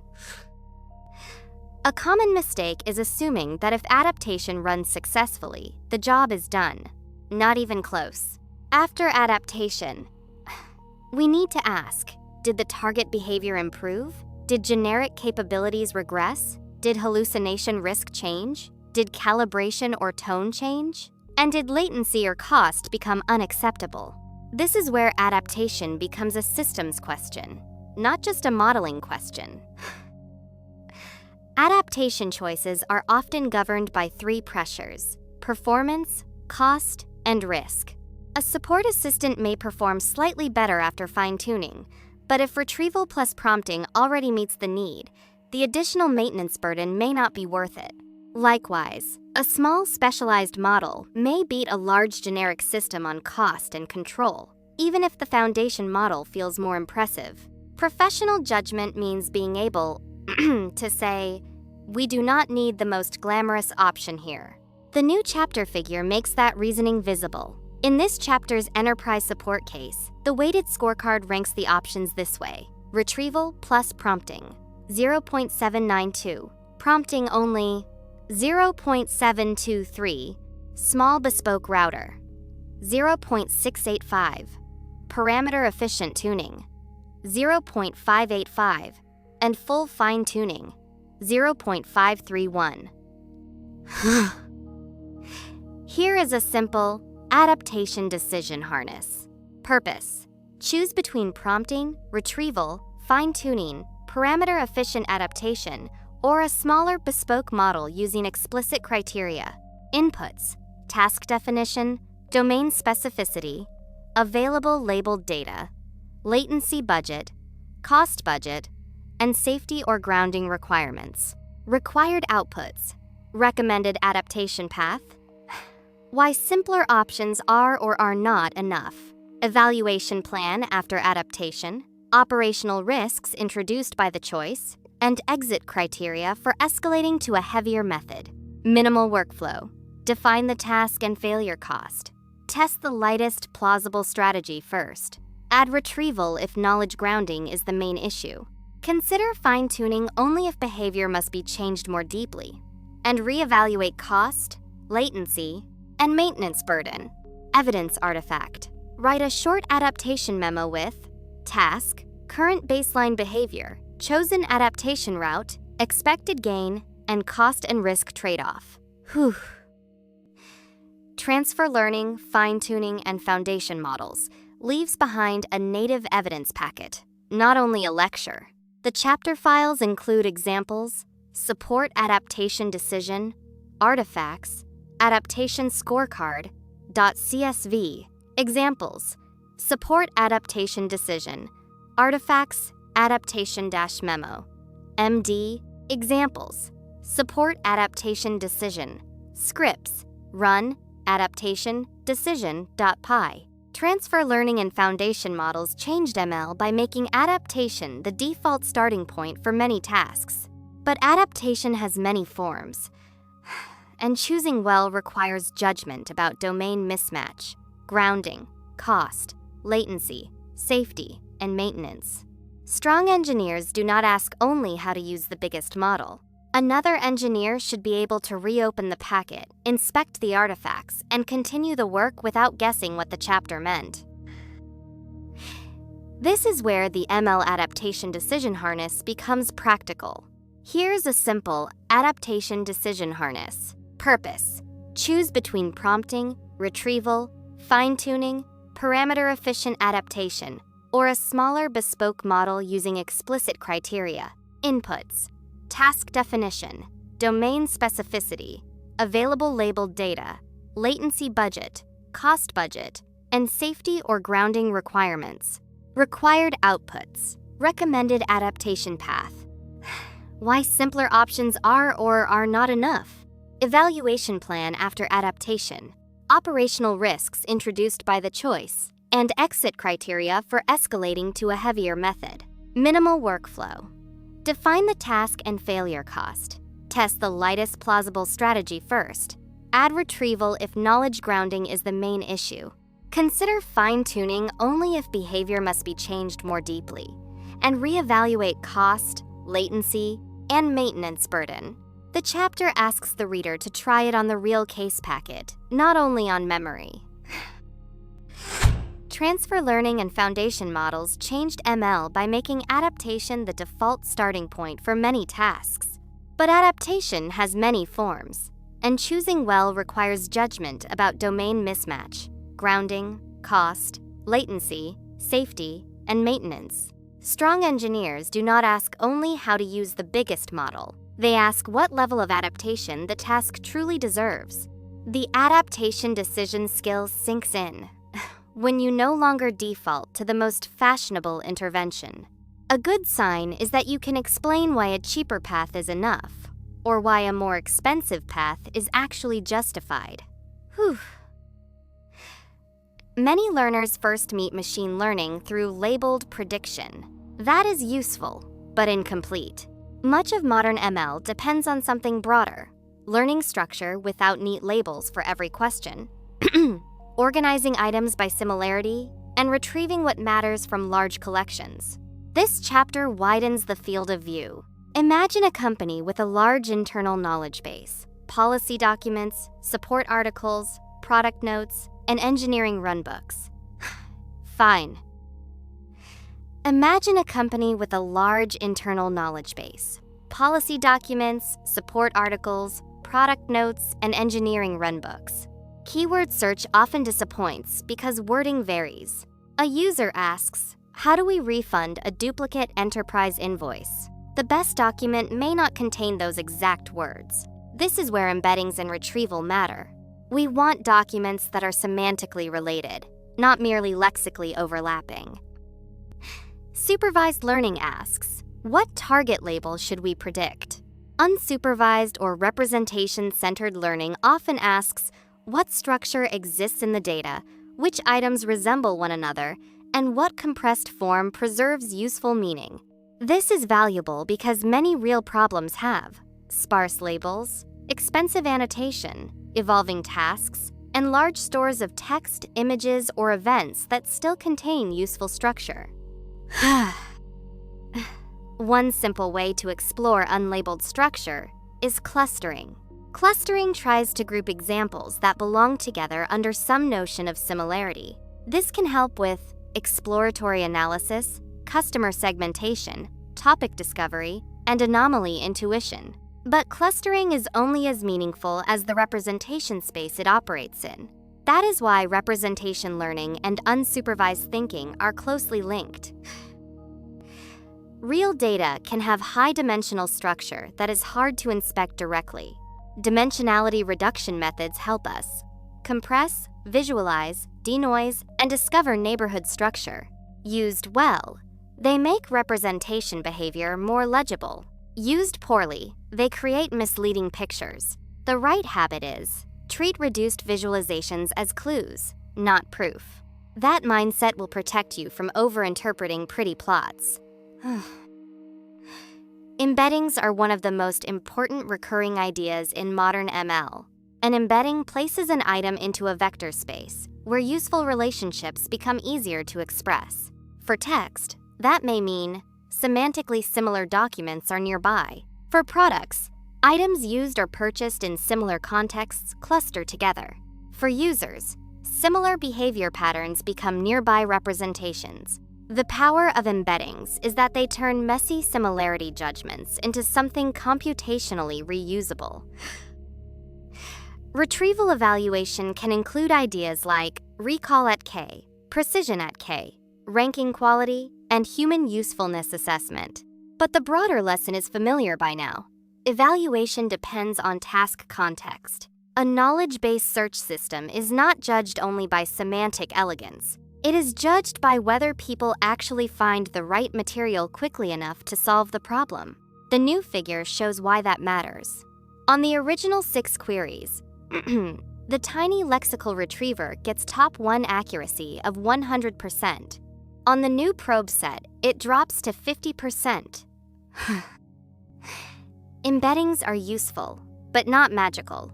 They can fail because training signal was weak. Domain language differs from pre-training language. Important distinctions collapse together. Evaluation is too shallow, and the nearest neighbors are superficially similar but operationally wrong. This is why retrieval systems often need both good representations and careful system evaluation. That is also why Chapter 11 belongs in this book's harness framework. Retrieval quality depends on the whole setup, not only one vector function. Here is a simple retrieval evaluation harness. Purpose: assess whether an embedding and retrieval system is actually useful for the intended task. Inputs: query set, candidate document or item set, retrieval method, and task definition. Required outputs: retrieval metric summary, representative good examples, representative bad examples, failure pattern categories, and recommendation for representation or ranking changes. Minimal workflow: define what relevant means for the task. Build a small evaluation query set. Measure retrieval performance at practical cutoffs. Inspect the top failures manually, and classify whether the problem is representation, indexing, or ranking. Evidence artifact: create a retrieval review sheet with query, top retrieved results, relevance judgment, and likely reason for failure if wrong. Unsupervised learning, embeddings, and retrieval leaves behind a native evidence packet, not only a lecture.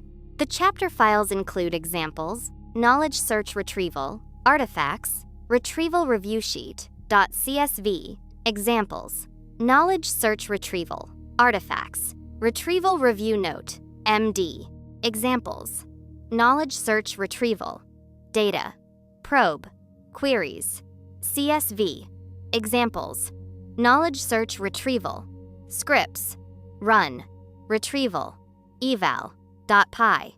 Machine learning is broader than labeled prediction. Clustering, dimensionality reduction, embeddings, and retrieval all help us discover and use structure in data when labels are sparse or tasks are evolving. Embeddings are powerful because they make meaning reusable, but retrieval quality depends on a whole system of representation, search, ranking, and evaluation. Another engineer should be able to reopen the packet, inspect the artifacts, and continue the work without guessing what the chapter meant. This is where the ML retrieval evaluation harness becomes practical. Here is a simple retrieval evaluation harness. Purpose: assess whether an embedding and retrieval system is actually useful for the intended task. Inputs: query set, candidate document or item set, retrieval method, and task definition. Required outputs: retrieval metrics summary, representative good examples, representative bad examples, failure pattern categories, and recommendation for representation or ranking changes. Minimal workflow: define what relevant means for the task, build a small evaluation query set, measure retrieval performance at practical cutoffs, inspect the top failures manually, and classify whether the problem is representation, indexing, or ranking. The chapter asks the reader to try it on the real case packet, not only on memory. Machine learning is broader than labeled prediction. Clustering, dimensionality reduction, embeddings, and retrieval all help us discover and use structure in data when labels are sparse or tasks are evolving. Embeddings are powerful because they make meaning reusable, but retrieval quality depends on a whole system of representation, search, ranking, and evaluation. Strong engineers therefore ask not only whether an embedding is elegant, but whether the retrieval system solves real user problems. The retrieval evaluation skill sinks in when good embedding stops sounding like a full answer. If you naturally move from query, result evidence, to a diagnosis of the whole retrieval system, the skill is taking hold. So far in the book, most models have predicted things. Now we shift to systems that do more than predict. They choose, rank, prioritize, and shape what people see. That shift changes everything. Once a model participates in action selection, it starts affecting the data it will later receive. Imagine a short video or e-commerce feed. Imagine a short video or e-commerce feed. The ranking system decides what users see first. The simplest objective might be maximize click-through rate. At first, this seems sensible, but after some time, the product team notices diversity falls, user trust drops, narrow content styles dominate, and long-term satisfaction becomes harder to measure. What happened? A recommendation or ranking system often has at least two layers: estimate likely usefulness or relevance, and decide what to show and in what order. Those are not the same task. Prediction asks, what is likely? Decision asks, what should we do given what is likely? That second question introduces incentives, costs, uncertainty, and delayed consequences. Many large recommendation systems work in stages. Candidate generation: produce a smaller set of plausible items from a huge universe. Ranking: order those candidates according to some objective or set of objectives. This multi-stage design matters because the search space is too large. Latency matters, and different stages may optimize different trade-offs. Once you understand this pipeline, recommendation systems feel less like mystical personalization engines and more like structured decision systems under resource constraints.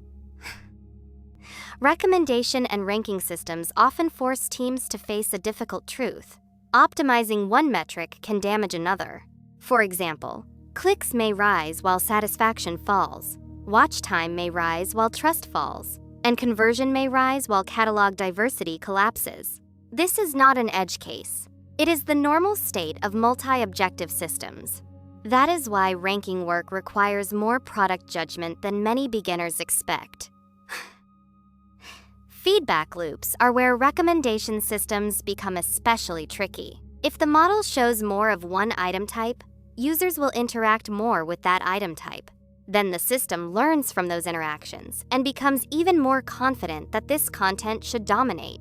This can create popularity spirals, exposure bias, narrow content funnels, and unfair visibility patterns. A model in this setting is not just measuring behavior, it is partially producing it. A mature decision system must balance exploitation, show what seems best based on current knowledge and exploration. Try alternatives to learn whether something better exists. If the system only exploits, it may become trapped in a narrow local optimum. If it explores too aggressively, user experience may degrade. This trade-off appears in many systems: recommenders, ads, search ranking, notification timing, and reinforcement-style product loops. Even if you do not specialize in these systems, learning this tension will improve your engineering judgment. Offline metrics matter, but they are not the whole story. Offline evaluation can tell you how well the system predicts historical behavior and whether a ranking model beats a baseline on log data, but it often cannot fully reveal how user behavior changes under new exposure, how incentives shift, and whether long-term trust rises or falls. This is why online evaluation, A/B testing, and careful rollout become so important in ranking systems. Again, the main lesson is not offline is bad. It is. Offline results are an incomplete window into systems that change user behavior. Chapter 12 now makes that incompleteness visible through a native ranking review packet. Examples: feed ranking review, data, metric, snapshots, CSV. Examples: feed ranking review, artifacts, ranking review sheet.csv. And examples: feed ranking review, artifacts, ranking review memo, MD. Here is a simple ranking system review harness. Purpose: evaluate a recommendation or ranking system as a decision loop rather than only as a predictive model. Inputs: ranking objective, candidate generation design, offline metrics, online metrics or rollout data, and known product risks. Required outputs: primary objective and its limitations, secondary metrics that guard against damage, main feedback loop risks, whether exploration is sufficient, whether offline gains are likely to hold online, and recommendation for rollout, redesign, or further testing. Minimal workflow: state what the system is optimizing. Ask what that objective leaves out. Identify who could be overexposed or underexposed. Review offline and online evidence separately, and decide whether the system is learning healthy or distorted behavior. Evidence artifact: write a short ranking review memo with objective metric stack, feedback loop risks, online uncertainties, and rollout recommendation. Recommendation, ranking, and decision systems leaves behind a native evidence packet, not only a lecture. The chapter files include examples: feed ranking review, data, metric, snapshots, CSV. Examples: feed ranking review, artifacts, ranking review sheet, CSV. Examples: feed ranking review, artifacts, ranking review memo, MD. Examples: feed ranking review, scripts, run, ranking, review.py. Recommendation, ranking, and decision systems are different from ordinary predictive models because they act on the world and change the feedback they later receive. That introduces incentives, feedback loops, exposure effects, and tension between offline and online evaluation. Strong engineers therefore evaluate these systems not only by predictive accuracy, but by how they shape behavior over time. Another engineer should be able to reopen the packet, inspect the artifacts, and continue the work without guessing what the chapter meant. This is where the ML ranking review harness becomes practical. Here is a simple ranking system review harness. Purpose: evaluate a recommendation or ranking system as a decision loop rather than only as a predictive model. Inputs: ranking objective, candidate generation design, offline metrics, online metrics or rollout data, and known product risks. Required outputs: primary objective and its limitations, secondary metrics that guard against damage, main feedback loop risks, whether exploration is sufficient, whether offline gains are likely to hold online, and recommendation for rollout, redesign, or further testing. The chapter asks the reader to try it on the real case packet, not only on memory. Use $mil ranking review on the Chapter 12 feed ranking packet. Recommendation, ranking, and decision systems are different from ordinary predictive models because they act on the world and change the feedback they later receive. That introduces incentives, feedback loops, exposure effects, and tension between offline and online evaluation. Strong engineers, therefore, evaluate these systems not only by predictive accuracy, but by how they shape behavior over time. The ranking review skill sinks in when you stop evaluating the ranker as a static predictor. If you automatically ask about exploration, candidate generation, feedback loops, and online consequences, the skill is becoming part of your thinking. Many ML conversations are more glamorous than the work that actually determines whether the system survives. That glamorous layer includes model architecture, training strategy, and benchmark performance. The survival layer looks more ordinary. Schemas, joins, timestamps, freshness, feature lineage, and reproducibility. This chapter argues that many model failures are really data engineering failures wearing model-shaped clothing. Imagine a fraud model with a feature called device, risk, score. Imagine a fraud model with a feature called device, risk, score. The model has relied on it for months. Then, an upstream service changes how that score is computed. The field name stays the same. Documentation lags behind. Retraining proceeds normally. Now imagine a recommendation system built from user events, item metadata, impression logs, and conversion events. One bad join duplicates impressions for a subset of users. Nothing crashes. The training dataset simply becomes wrong. The model may learn nonsense confidently, and the team may spend days tuning hyperparameters instead of questioning the pipeline. This is a brutal but important lesson. Pipeline bugs often masquerade as modeling problems. At a high level, a schema is not just a technical format. It is an agreement about meaning. If one team thinks a timestamp means event creation time and another thinks it means ingestion time, the pipeline may still execute while the meaning breaks silently. This is why schema discipline matters. You want explicit fields, explicit types, explicit units, and explicit timestamp semantics. Without that, ML systems become fragile because they depend on hidden assumptions traveling correctly across teams and services. By the time a feature reaches a training job, it is usually passed through many steps: ingestion, cleaning, transformation, joining, aggregation, and filtering. Each step can introduce bugs, drift, latency, and mismatch between train and serving logic. This is why data pipelines deserve the same seriousness as model code. Many features are time-sensitive. Examples: user activity counts, recent merchant behavior, account health signals, and rolling support ticket volume. If these features arrive late or are computed inconsistently between training and serving, the model may degrade in ways that look mysterious. Feature freshness is therefore part of model quality. So is feature consistency. Was the feature computed the same way offline and online? This is where feature stores, shared definitions, or clear pipeline ownership can matter a lot.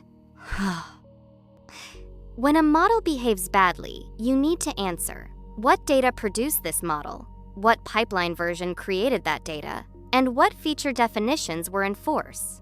If you cannot answer those questions, debugging becomes archaeology. Lineage and versioning turn archaeology into engineering. They let teams trace where the data came from, how it was transformed, and which model depended on it. This is one reason mature ML teams treat data assets more like code than like disposable files. Machine learning systems often fail socially before they fail technically. For example, data engineers change a field without understanding model dependencies. ML engineers depend on a feature they do not truly understand. and analytics definitions differ from production definitions. Good collaboration reduces these mismatches. That means shared ownership on critical features, explicit contracts, incident reviews, and visible documentation. This may sound procedural, but it is one of the main reasons some teams scale ML reliably and others do not. Chapter 13 now makes that collaboration problem concrete through a native data readiness packet. Examples: data readiness review, data, schema, snapshot.csv. Examples: data readiness review, data validation, checks.csv. Examples: data readiness review, artifacts, data readiness review.csv. And examples: data readiness review, artifacts, data readiness memo, MD. Here is a simple data readiness harness. Purpose: determine whether a dataset and feature pipeline are trustworthy enough for serious modeling. Inputs: raw data sources, transform dataset, feature definitions, split strategy, and recent pipeline change history. Required outputs: schema summary, critical timestamp definitions, known freshness constraints, validation checks passed or failed, feature train serving consistency risks, and ownership and lineage notes. Minimal workflow. List the upstream sources. Record the meaning of each critical field. Check for obvious distribution or missingness anomalies. Audit the timestamp logic for leakage and freshness issues. And record the transformation and ownership path for critical features. Evidence artifact. Produce a one-page data readiness review before major training cycles. Data engineering for ML teams leaves behind a native evidence packet, not only a lecture. The chapter files include examples, data readiness review, data, schema, snapshot.csv. Examples, data readiness review, data, validation, checks, CSV. Examples, data readiness review, artifacts, data readiness review, CSV. Examples, data readiness review, artifacts, data readiness.memo, MD. Reliable machine learning depends on reliable data engineering. Schemas define meaning. Pipelines shape the actual task. Joins can quietly corrupt truth. Freshness changes model utility. And lineage makes debugging possible. Strong ML teams do not treat data as a passive input. Another engineer should be able to reopen the packet, inspect the artifacts, and continue the work without guessing what the chapter meant. This is where the ML data readiness harness becomes practical. Here is a simple data readiness harness. Purpose: determine whether a dataset and feature pipeline are trustworthy enough for serious modeling. Inputs: raw data sources, transform dataset, feature definitions, split strategy, and recent pipeline change history. Required outputs: schema summary, critical timestamp definitions, known freshness constraints, validation checks passed or failed, feature train serving consistency risks, and ownership and lineage notes. Minimal workflow. List the upstream sources. Record the meaning of each critical field. Check for obvious distribution or missingness anomalies. Audit the timestamp logic for leakage and freshness issues, and record the transformation and ownership path for critical features. The chapter asks the reader to try it on the real case packet, not only on memory. Reliable machine learning depends on reliable data engineering. Schemas define meaning. Pipelines shape the actual task. Joins can quietly corrupt truth. Freshness changes model utility, and lineage makes debugging possible. Strong ML teams do not treat data as a passive input. They treat it as an engineered dependency that deserves contracts, validation, and ownership. The data readiness skill sinks in when convenience stops being enough. If you now feel compelled to check joins, freshness, lineage, and train serve consistency before modeling, that is the right shift. A model that performs well in development but fails in deployment has not succeeded. This sounds obvious, yet many learning paths still treat deployment as an afterthought. In real work, deployment is where the system becomes accountable. This chapter is about the engineering required to move from a trained artifact to a dependable service or workflow. Imagine an enterprise support assistant going live. Imagine an enterprise support assistant going live. It can summarize tickets, retrieve policies, and draft answers. The risks are immediate. Latency frustrates agents. Bad answers create customer harm. Hallucinated policy advice creates trust problems. And cost per request rises unexpectedly. The technical question is no longer only, does the model work? It is, can the whole serving system operate safely, cheaply, and observably? Now return to our delivery time prediction case. The model was trained on one city. The company expands into a new city with different road layouts, traffic patterns, restaurant density, and rider availability. Suddenly, performance degrades. This is not necessarily a training bug. It may be deployment reality exposing distribution shift. One of the first deployment choices is batch or online inference. Batch inference. Good when. Latency is not critical. Predictions can be prepared ahead of time, and cost efficiency matters more than immediacy. Online inference. Good when. Decisions must react immediately. User interactions require low latency, and freshness is critical. This choice affects infrastructure, monitoring, cost, and failure modes. A trained model is not only weights. To deploy responsibly, you need model artifact, configuration, feature assumptions, version identity, and evaluation record. Registries and artifact tracking matter because teams need to know which model is live, what data it came from, what metrics justified it, and how to roll back if needed. Without this, deployment turns into folklore. One well-known serving architecture figure helps tie these ideas together. This is the system-level picture many learners miss when they first study ML. The model runtime is only one box. Strong teams rarely move from offline success to full rollout in one leap. They use gates such as offline evaluation pass, shadow mode, limited traffic rollout, and monitored ramp-up. These gates exist because the real system is always richer and messier than the dev setup. Deployment gates are not hesitation. They are structured humility. Monitoring is not only uptime.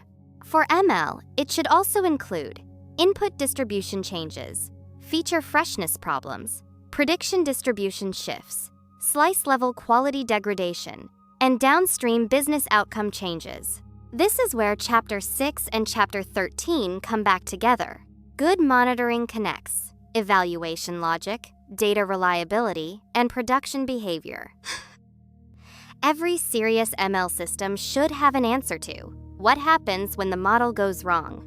That answer might include switch to previous model, fall back to rule-based logic, disable one capability, and escalate to human review. Rollback is not a sign of failure. It is proof that the team expected reality. Incident response matters because deployment is not only a launch event, it is an ongoing contract with the environment. Here's a simple launch readiness harness. Purpose: determine whether an ML system is ready for production rollout under real constraints.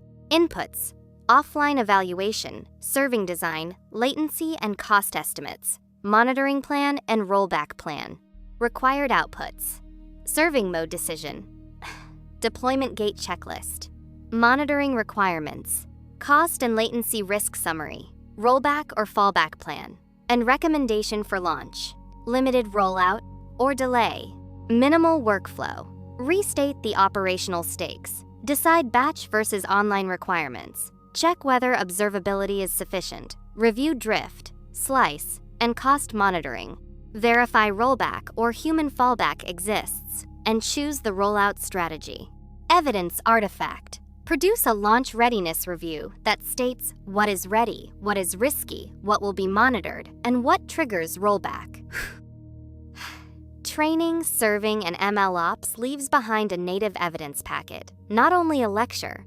The chapter files include examples: launch readiness review, data, launch, checklist, CSV, examples, launch readiness review, artifacts, launch review sheet, CSV, examples, launch readiness review, artifacts, launch readiness memo, MD, examples, launch readiness review, scripts, run, launch, readiness, review, .py.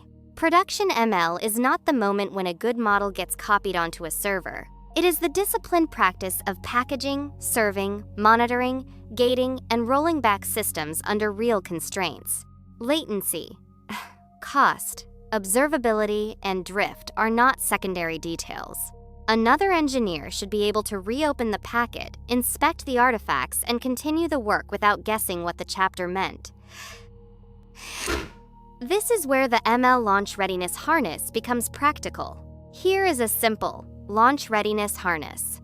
Purpose: determine whether an ML system is ready for production rollout under real constraints. Inputs: offline evaluation, serving design, latency and cost estimates, monitoring plan, and rollback plan. Required outputs: serving mode decision, deployment gate checklist, monitoring requirements, cost and latency risk summary, rollback or fallback plan, and recommendation for launch, limited rollout or delay. Minimal workflow: restate the operational stakes, decide batch versus online requirements, check whether observability is sufficient, review drift, slice, and cost monitoring, verify rollback or human fallback exists, and choose the rollout strategy. The chapter asks the reader to try it on the real case packet, not only on memory. Production ML is not the moment when a good model gets copied onto a server. It is the disciplined practice of packaging, serving, monitoring, gating, and rolling back systems under real constraints. Latency, cost, observability, and drift are not secondary details. They are part of the model's truth in the world. The launch readiness skill sinks in when almost ready stops sounding persuasive by itself. If you automatically ask what happens when the model is slow, wrong, drifting, or too expensive, the skill is beginning to stick. Responsible AI is often discussed in abstract language. That is one reason many engineers quietly dismiss it as branding, policy, or moral theater. This chapter takes the opposite approach. Safety and responsibility should be treated as ordinary engineering work. Define the risk. Identify the failure surfaces, build review loops, monitor harm, and change the system when evidence demands it. In other words, responsibility belongs inside the harness. Imagine a retrieval-augmented support assistant that helps agents answer customer questions. Imagine a retrieval-augmented support assistant that helps agents answer customer questions. It retrieves company documents and drafts responses. Most of the time, it is helpful. Then it confidently invents a refund policy exception that does not exist. This is not only a model error. It is a system error involving retrieval quality, answer generation behavior, lack of grounding checks, and insufficient human review for risky queries. Now consider a fraud review tool that improves detection metrics but floods investigators with false positives. The direct harm may include wasted human effort, delayed legitimate transactions, and inconsistent treatment across users or regions. This is a good reminder that safety is not only about extreme failures. It is also about how a system redistributes burden, delay, and error. Every ML system has failure surfaces. These may include incorrect outputs, overconfident outputs, unfairly distributed errors, misuse by operators, gaming by users, and harmful automation of weak decisions. A mature engineer learns to ask, where can this system fail? Who bears the cost? How visible will that failure be? And how reversible is it? That mindset turns responsibility into design work. Fairness is a large topic, but for engineering purposes, one good starting point is Are errors distributed unevenly across important groups or contexts? This can show up in fraud models overflagging certain geographies, support assistants performing worse on less common language patterns, and ranking systems underexposing certain creators or products. The goal is not to recite a fairness slogan. The goal is to make uneven harm visible enough to evaluate and address. Many teams say we keep a human in the loop, as if that ends the conversation. It does not. Human review can be meaningful, overloaded, rubber-stamped, and badly positioned in the workflow. A real human-in-the-loop design asks what exactly the human sees, what authority they have, how much time they have, and whether the system is helping or manipulating their judgment. Good human oversight is engineered. It is not declared. Some systems fail because normal usage reveals weaknesses. Others fail because adversarial or edge case usage does. Red teaming helps teams ask, how might this system be misled? How might it be misused? And what kinds of prompts, inputs, or contexts produce unsafe behavior?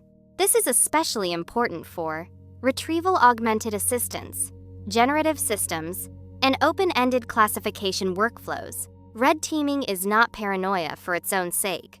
It is organized curiosity about how the system fails under pressure. A model can look good on benchmark metrics and still be dangerous or irresponsible in deployment. Why?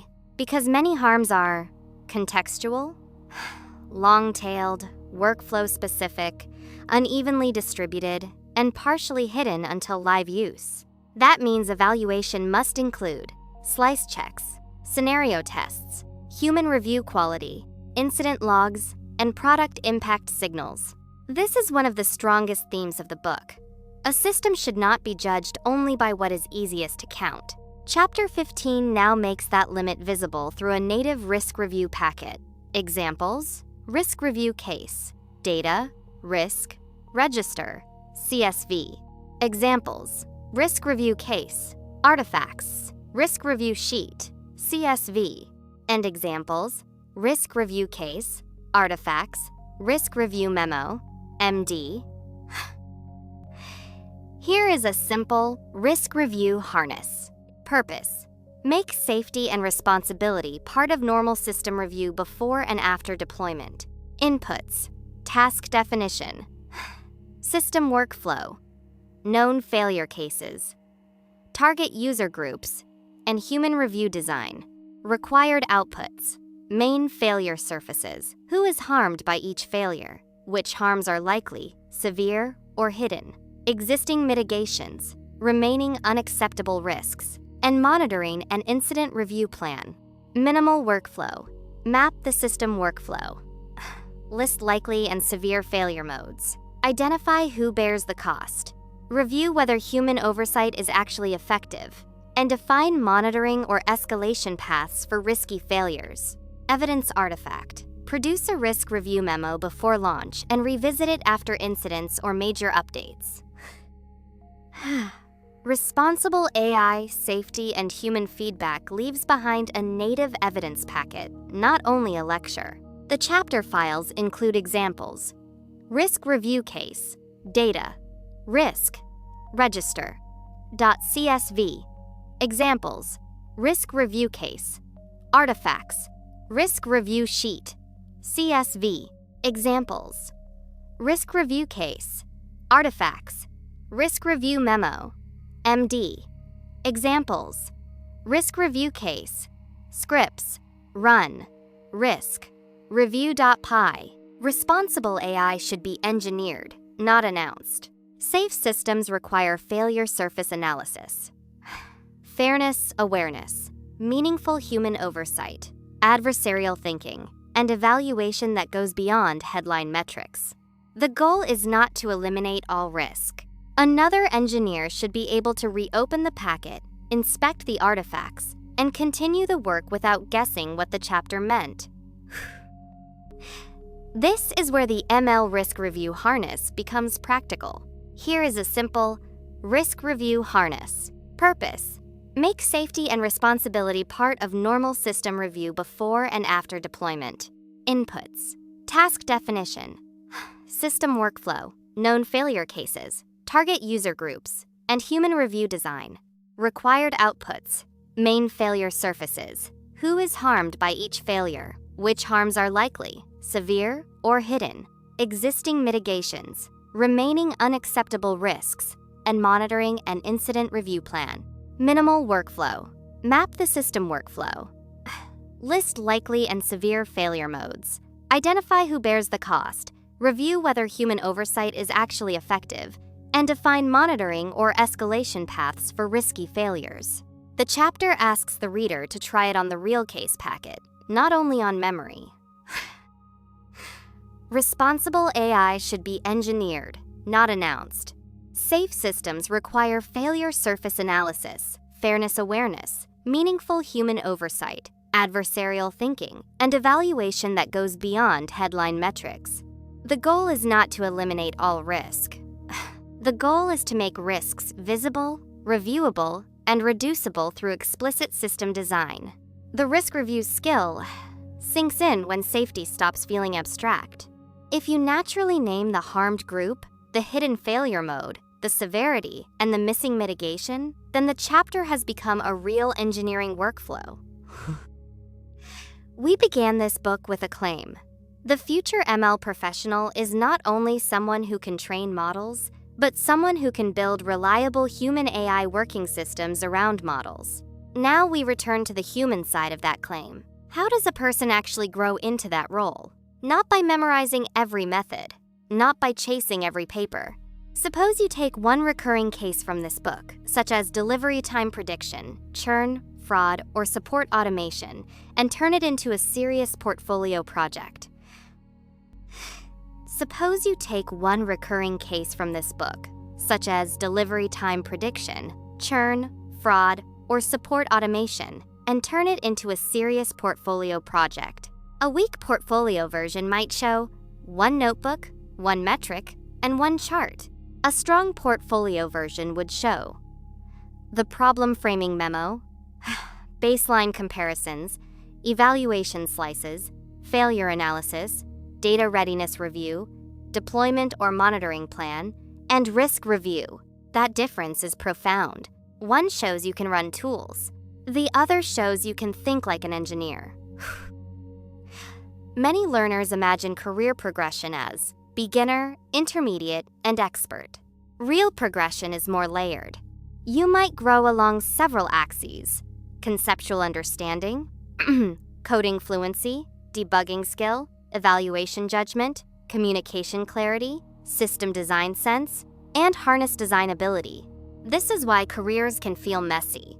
People are rarely at the same level on all dimensions at once. That is normal. Here is one practical roadmap. Stage 1. Evidence of understanding. Show clear write-ups, simple baselines, thoughtful analysis, and one or two well-explained small projects. The goal is not scale. The goal is clarity. Stage 2. Evidence of engineering discipline. Show reproducible experiments, better evaluation, clearer system structure, and failure logs and revision notes. The goal is to prove you can move beyond demo culture. Not everyone should become the same kind of ML engineer. Possible directions include applied modeling, recommendation and ranking, retrieval and agent systems, MLOps and platform engineering, evaluation and safety, and research engineering. The right path depends on what kinds of systems energize you, whether you like ambiguity or structure, and whether you like shipping, diagnosing, scaling, or inventing. The goal of the early career is not to pick perfectly. It is to choose a direction with enough seriousness to build depth. Strong engineers do not only build, they explain what the system does, what assumptions it makes, what evidence supports it, and what remains risky. This matters in design docs, code reviews, experiment logs, stakeholder communication, and incident reviews. Communication is not a decorative layer around technical work. It is one of the tools by which technical work becomes trustworthy and collaborative. A useful professional habit is to read both research papers and product requirements with similar seriousness. For papers, ask, what problem is addressed? What changed? What evidence supports it? And what trade-off it introduces? For product requirements, ask, what decision is needed? What risk matters? What can be measured? And what workflow will actually change? That symmetry is powerful. It prevents technical curiosity from floating too far away from operational judgment. The field will keep changing. Model APIs will change. Tooling will change. Hype cycles will change. Job titles will change. So the durable advantage is not possession of a frozen body of facts. Here is a simple professional growth harness. Purpose: turn career development from vague ambition into a visible system of learning, evidence, and review. Inputs: current skill profile, target role or direction, recent project artifacts, and known weaknesses. Required outputs: current strengths, current weaknesses, one specialization direction to explore next, one portfolio artifact to create, one communication habit to improve, and one review checkpoint for the next month or quarter. Minimal workflow: review what you can already explain and build. Review where your projects still feel shallow. Choose one growth direction, not 5. Design one artifact that would visibly prove improvement and reassess after shipping it. Evidence artifact: create a development memo every month or quarter with what you built, what changed in your understanding, what failed, what skill or harness you added, and what your next deliberate step is.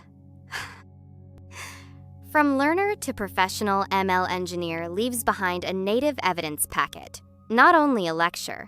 The chapter files include examples, professional growth review, data, artifact, inventory, CSV, examples, professional growth review, artifacts, growth review sheet, CSV, examples, professional growth review, artifacts, professional growth memo, MD, examples, professional growth review, scripts, run, growth, review, .py.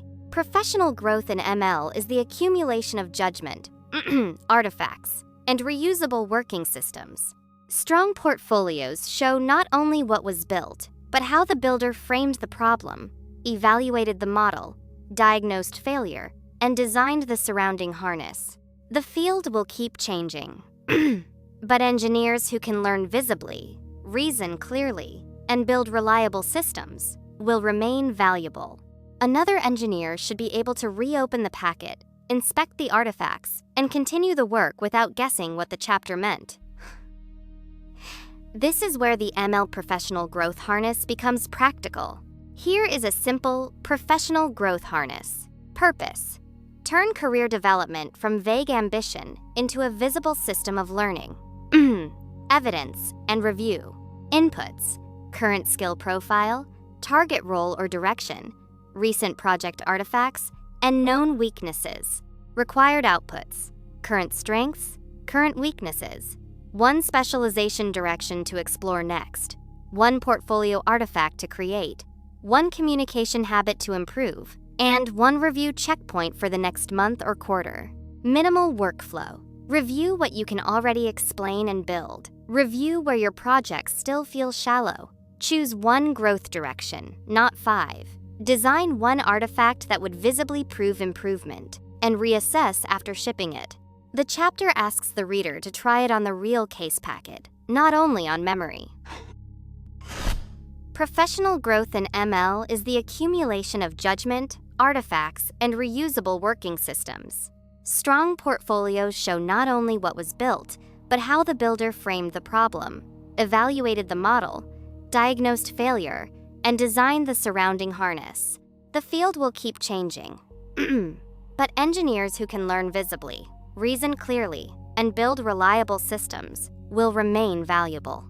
The professional growth skill sinks in when your next step becomes artifact-shaped instead of aspiration-shaped. If you can name one missing artifact that would most improve your evidence as an ML engineer, the chapter has done its job. One of the easiest mistakes in modern machine learning is to treat classical statistical models as if they were only the primitive ancestors of more serious systems. That is not how strong engineers think. A linear model, logistic model, or Poisson-style count model is not merely old. It is a compact statement about what kind of target you think you are predicting, what sort of randomness you believe the world has, and what structure you are willing to assume before the data arrives. This chapter is about recovering that lineage. Return to two familiar cases from earlier in the book. Return to two familiar cases from earlier in the book. For delivery time prediction, the target was a number, total minutes until the order arrives. For churn prediction, the target might be whether an account cancels in the next 30 days.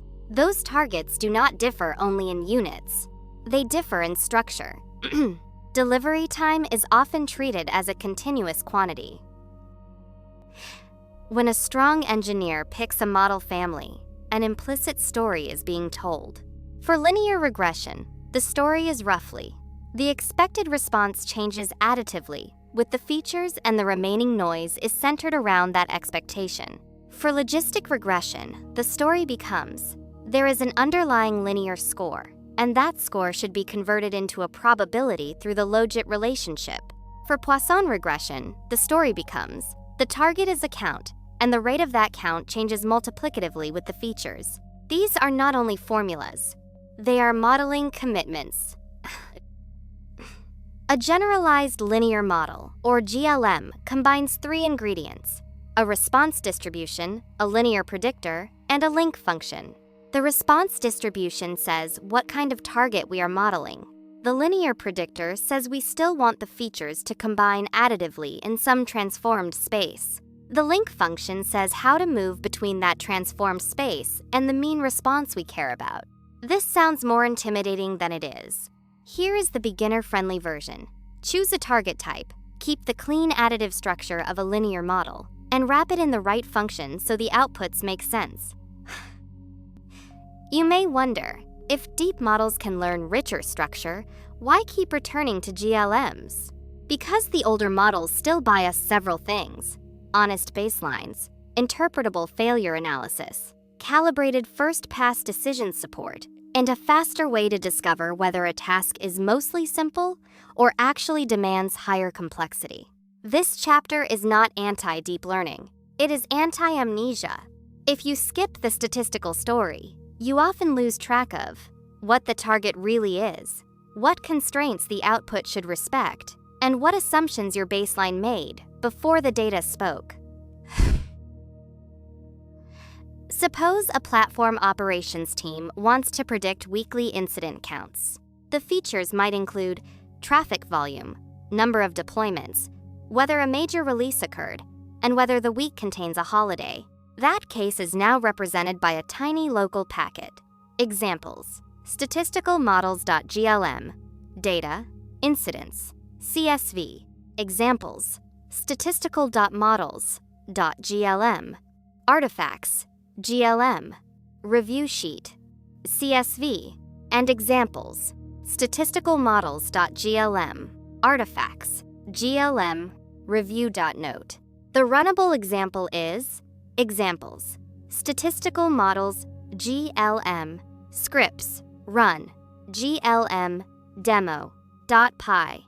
This case matters because a count target is a good place to see why just fit a generic regressor is not always the cleanest first thought. If the target is a non-negative count, a Poisson-style story gives us something useful. Predicted rates stay positive, multiplicative effects become easier to talk about, and the model is visibly aligned with the target type. Modern learners sometimes talk about interpretability as if it were what you settle for when you cannot afford something stronger. That is too weak. Interpretation is often a major engineering feature because it helps us answer what direction the model thinks each variable matters in, whether the model agrees with domain sense, whether the model is probably keying off something suspicious, and whether a new feature seems to change the story plausibly. For logistic regression, A coefficient changes the log odds. For Poisson regression, a coefficient changes the log rate. That may sound technical, but the operational lesson is simple. The model does not only emit a prediction. A good engineer should love statistical models enough to know when to distrust them. They often fail when strong interactions dominate. The world is highly nonlinear. Hidden groups behave very differently. The feature representation itself is too weak, and the assumed response family is structurally wrong. The right response is not classical model bad, neural net good. The right response is what evidence says the assumptions are now too restrictive? That is a more professional question. Here is a simple statistical model reader harness. Purpose: turn a model family into an inspectable engineering choice rather than a habit or stereotype.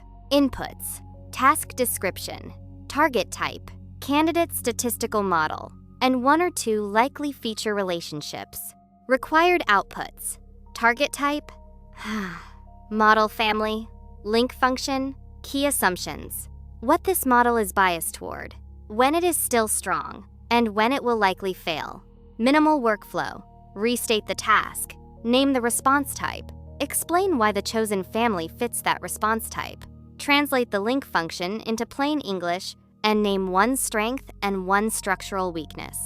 Evidence artifact: produce a one-page model reading note before escalating to more flexible models. Statistical models, generalized linear models, and why they still matter leaves behind a native evidence packet, not only a lecture. The chapter files include examples, statistical models.glm, data, incidence, CSV, examples, statistical models.glm, artifacts, GLM, review sheet, .csv, examples, statistical models.glm, artifacts, GLM review note, MD, examples, statistical models.glm, scripts, run, GLM, demo.py. Another engineer should be able to reopen the packet, inspect the artifacts, and continue the work without guessing what the chapter meant. This is where the ML Statistical Model Reader Harness becomes practical. Here is a simple statistical model reader harness. Purpose: turn a model family into an inspectable engineering choice, rather than a habit or stereotype. Inputs: task description, target type, candidate statistical model, and one or two likely feature relationships. Required outputs: target type, model family, link function, key assumptions, what this model is biased toward, when it is still strong, and when it will likely fail. Minimal workflow: restate the task, name the response type, explain why the chosen family fits that response type, translate the link function into plain English, and name one strength and one structural weakness. The chapter asks the reader to try it on the real case packet, not only on memory. The skill sinks in when you stop saying use logistic regression because it is simple, and start saying use logistic regression because the target is binary, the baseline needs calibration, and the additive structure is still a credible first assumption. That sentence shows more than vocabulary. The phrase times inductive bias times sounds abstract. There many people let it pass by without really using it. That is a loss. Inductive bias is one of the most practical ideas in all of machine learning. It asks, what kinds of patterns can this model learn easily? What kinds of patterns does it resist? And what symmetries, shortcuts, or preferences are baked in before training begins? If Chapter 17 taught us to ask what kind of target we have, this chapter asks a different question. What kind of world does the model think it lives in? Consider image classification. Consider image classification. A CNN works well not because the gods of deep learning arbitrarily blessed convolution. It works because it carries a useful bias. Nearby pixels matter together. Similar local patterns can appear in different positions, and feature detectors should be reusable across space. That is inductive bias in action. A fully connected network could, in principle, learn the same task. But the CNN starts with a more helpful guess about the structure of visual data. Some beginners hear bias and imagine unfairness or distortion. In learning theory and model design, the word means something else: a structured preference before seeing enough data to decide everything from scratch. Without bias, learning would often be impossible or wildly data hungry. The key is not to remove bias. The key is to choose a useful bias. That means matching model family to task structure, matching regularization to data regime, and knowing when flexibility helps and when it only invites overfitting. The figure below turns that idea into a compact map.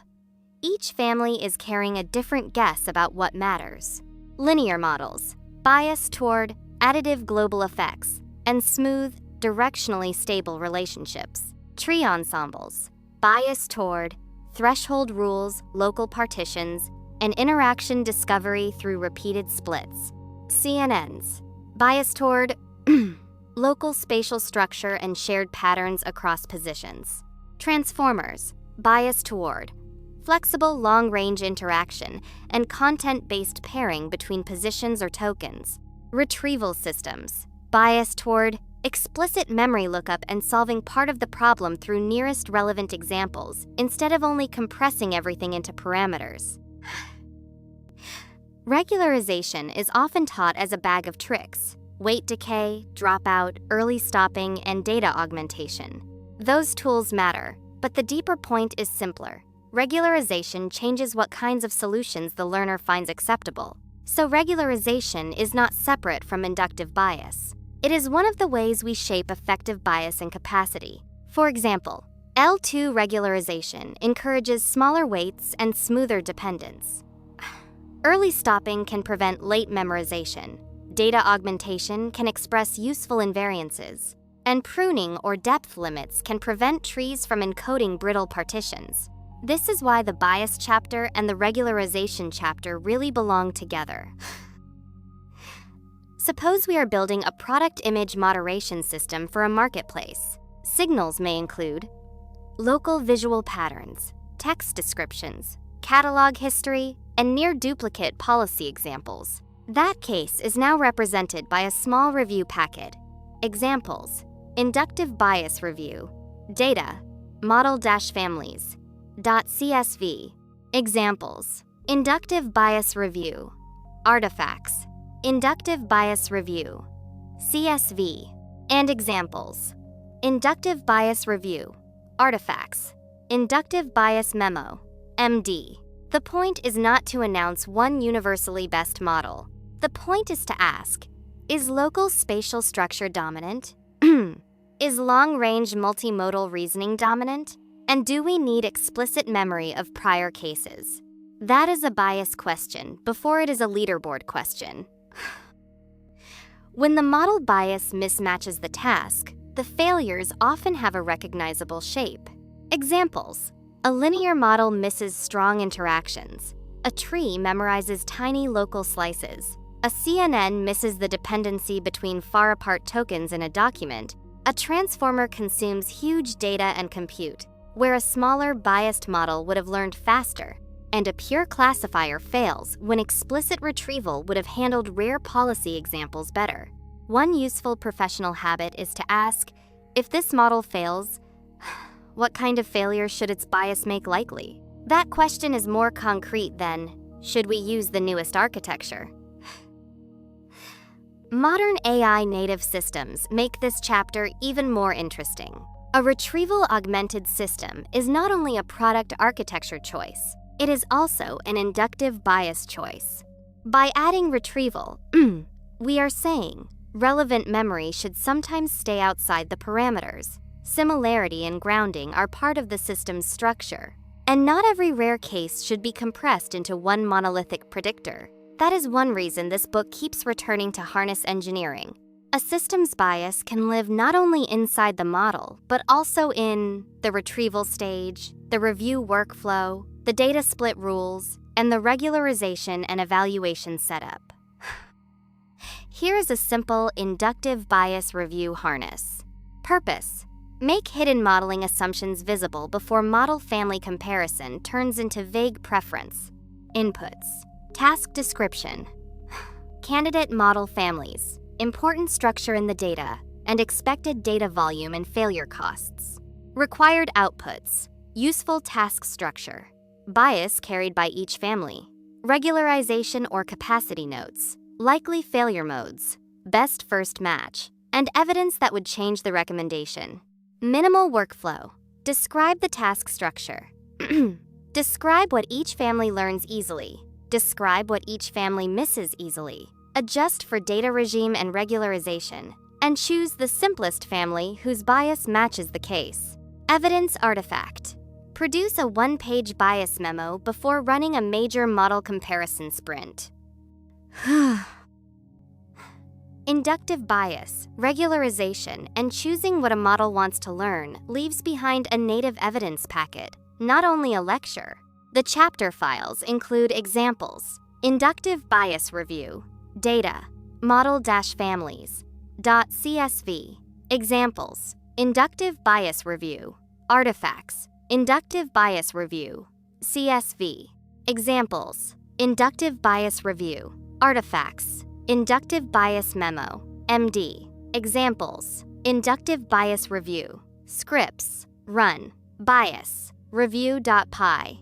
Another engineer should be able to reopen the packet, inspect the artifacts, and continue the work without guessing what the chapter meant.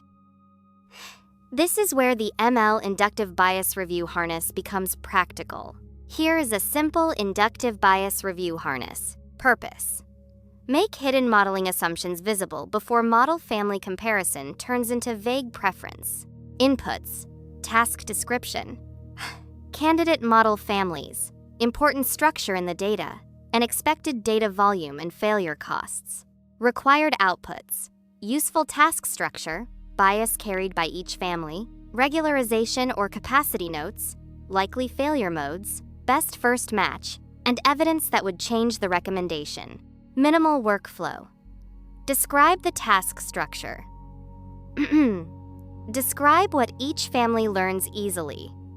Describe what each family misses easily. Adjust for data regime and regularization, and choose the simplest family whose bias matches the case. The chapter asks the reader to try it on the real case packet, not only on memory. The skill sinks in when model choice stops sounding like a product pitch competition and starts sounding like structural reasoning. If you can say, this task has local spatial regularity, so convolution earns the first try. Many machine learning disappointments can be summarized in one sentence. The model learned the training set more faithfully than it learned the task. That sentence is where generalization theory begins. The purpose of this chapter is not to turn you into a specialist in theorem proofs. It is to give you a better internal language for thinking about why overfitting happens, what capacity really means, what empirical risk does and does not tell us, why the size of the hypothesis class matters, and what VC-style thinking still contributes in a modern ML workflow. This is one of the places where theory most directly sharpens judgment. Suppose two models fit the training data.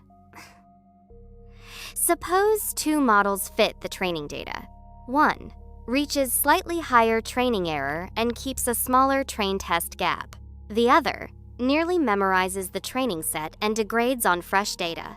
Most engineers can already say, the second one overfit. Generalization theory asks us to say more precisely, what class of rules was the learner allowed to choose from? How much evidence did the sample provide? And what confidence do we have that sample success will transfer? That is not overcomplication. If we write $hat R F equals frac 1 N sum I equals 1 N L F X I $. This is the empirical risk. Plain English.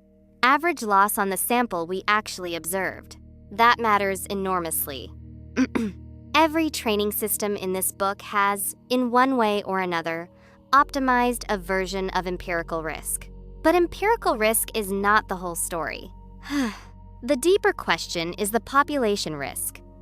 $RF equals MathBB EXY Sim MathCal D LFX $. That is, expected loss on future data from the real distribution. A hypothesis class is the set of candidate rules the learner is allowed to pick from. If the class is tiny, the learner may miss important structure. If the class is enormous, the learner may fit accidental noise. So the real question is not, is big good or bad? It is, how expressive is the class relative to the sample size and the task structure? That is capacity thinking. VC dimension is one formal way to describe the expressive power of a hypothesis class. At a friendly level, it asks, how complex is the family in terms of the patterns it can realize? You do not need to memorize proof machinery to get value from the idea. The useful engineering translation is, more expressive families can fit more patterns. That includes both real structure and accidental structure, and sample size and regularization become more important as flexibility grows. VC-style thinking helps because it prevents one very common mistake, acting as though lower training error automatically proves the model got closer to the real task. It does not.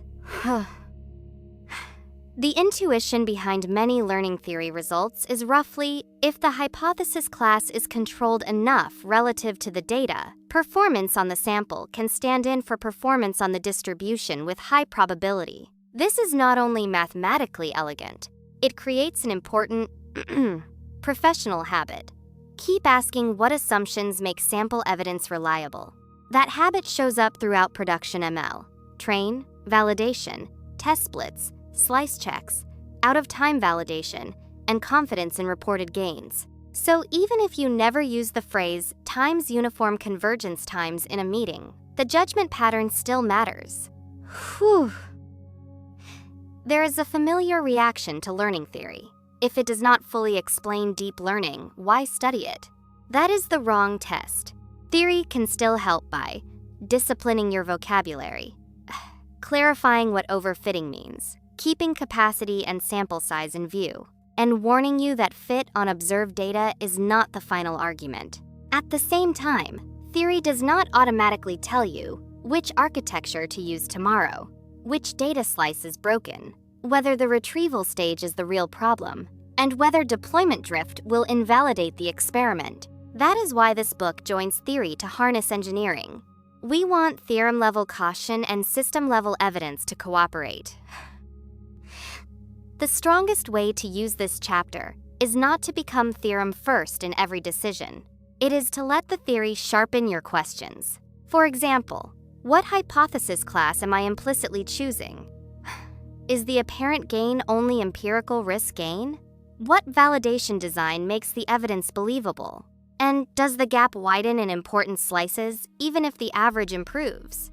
That is theory translated into engineering judgment.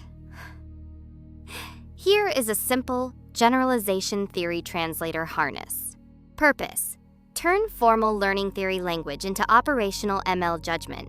Inputs: theorem statement or concept, loss function, hypothesis class, data regime, and observed train and validation behavior. Required outputs: the concept or statement, the objects involved, plain English meaning, why the assumptions matter, practical engineering lesson, what the concept does not prove, and one common misuse. Minimal workflow: restate the theory, define every object, translate the claim into ordinary language, connect it to capacity, overfitting, or evidence design, and name what the result still leaves unresolved. Evidence artifact: produce a one-page theory translation note whenever a theorem is being used to justify a practical choice. Generalization, capacity, VC thinking, and why low training error is not the ending leaves behind a native evidence packet, not only a lecture. The chapter files include examples, generalization gap lab, data, capacity, curve, CSV, examples, generalization gap lab, artifacts, generalization review, CSV, examples, generalization gap lab, artifacts, generalization dash note, MD, examples, generalization dash gap lab, scripts, run, generalization dash gap.py. Another engineer should be able to reopen the packet, inspect the artifacts, and continue the work without guessing what the chapter meant. Whew. This is where the ML generalization theory translator harness becomes practical. The chapter asks the reader to try it on the real case packet, not only on memory. Use $.ml generalization theory translator to explain VC dimension to an ML engineer who keeps overfitting tabular data. Define the objects. Translate the idea into plain language. Say why the assumptions matter. Tell me the practical engineering lesson. And name one misuse of the theory. The habit is chapter, artifact, skill, memo, then next action. The skill sinks in when theory stops feeling like a separate academic province and starts functioning as a warning system. If a low training loss no longer feels like an ending, the chapter has worked. Not every machine learning problem is best understood as input in and output out. Sometimes the real difficulty is that important parts of the world are hidden. We observe traces, clicks, transactions, words, symptoms, and support events. But the state we care about is latent. User intent, fraud pressure, disease status, workflow stage, and evolving system condition. Graphical models matter because they give us a way to represent that hidden structure explicitly. Imagine a support conversation about a duplicate charge. Imagine a support conversation about a duplicate charge. The events we observe are the messages and actions. User reports the duplicate charge, agent requests verification, account gets flagged for manual approval, and follow-up is promised. But the hidden state may be something like ordinary billing issue, escalation risk, and manual review state. Those are not directly logged as perfect labels. They are inferred. That is exactly the kind of situation where a hidden state model becomes a useful way to think. A graphical model provides a set of variables, a factorization of their relationships, and an explicit statement of what depends on what. That sounds abstract, but the operational lesson is simple. The graph forces you to say what information should influence what belief. That is extremely useful in real systems. The new figure below makes the structure concrete. The picture is not only decorative, it is telling us hidden states evolve, observations are emitted from those states, and evidence at one step updates beliefs about what state we are in now. A Bayesian network is one way to represent a joint distribution through directed edges. The most valuable beginner intuition is this. The edges are not only arrows. They are claims about conditional dependence. If the graph says, fraud risk depends on account behavior and device novelty, then the graph is also saying, some other variables do not directly matter once those parents are known. That is a powerful compression of reasoning. A hidden Markov model, or HMM, is one of the simplest graphical model templates for sequences. It says, there is a hidden state at each time step. That hidden state evolves from the previous one, and the observation at each step depends on the current hidden state. This is useful whenever labels are partial, but sequence structure matters. It is also a helpful conceptual bridge to later neural sequence systems because it keeps one thing very clear. Sequence modeling is often really belief updating over time. Even when a transformer eventually solves the production problem better, the HMM-style lens can still clarify what kind of uncertainty exists. Many beginners think probabilistic modeling is mainly about adding extra notation. In truth, it is often about respecting uncertainty structure. A flat classifier says, here is the label. A structured probabilistic model says, here are the hidden variables. Here is what we observed. And here is how one piece of evidence changes belief elsewhere. That can be a much better mental model for clinical trajectories, workflow state tracking, fraud investigation, and speech and text sequences. A graph can be useful without proving a causal claim. People often see arrows and jump too quickly to, this causes that. Not necessarily. A graphical model can encode probabilistic dependence and factorization structure without establishing intervention-ready causality. That is why this chapter says, times causality warnings, not times causal mastery. The main professional lesson is, represent structure carefully and do not overclaim what the structure proves. Imagine a fraud review workflow. Observed clues may include device novelty, geography mismatch, abnormal purchase pattern, and prior customer history. The hidden variable we care about is whether the transaction is actually fraudulent. This is a nice reminder that not every useful ML system is a direct discriminative model from raw features to final decision. Sometimes the better mental model is evidence accumulation under uncertainty. That thought pattern can still improve how we design modern discriminative or retrieval-based systems, even if we never deploy an exact Bayesian network. Here is a simple graphical model reader harness. Purpose: translate probabilistic graphs and hidden state models into inspectable engineering reasoning. Inputs: a graph or sequence model, variable names, one concrete inference question, and any observed evidence. Required outputs: variables, factorization, independence assumptions, main inference question, how evidence flows, why the structure helps, and where it is too simple. Minimal workflow: name hidden and observed variables, restate the graph as a factorization, translate the independence claims into plain language, state what inference the system needs, and name one limitation or unrealistic assumption. Evidence artifact: produce a short graph reading note whenever a graphical model or hidden state explanation appears in a design, paper, or course. Graphical models, hidden state, causality warnings, and structured uncertainty leaves behind a native evidence packet, not only a lecture.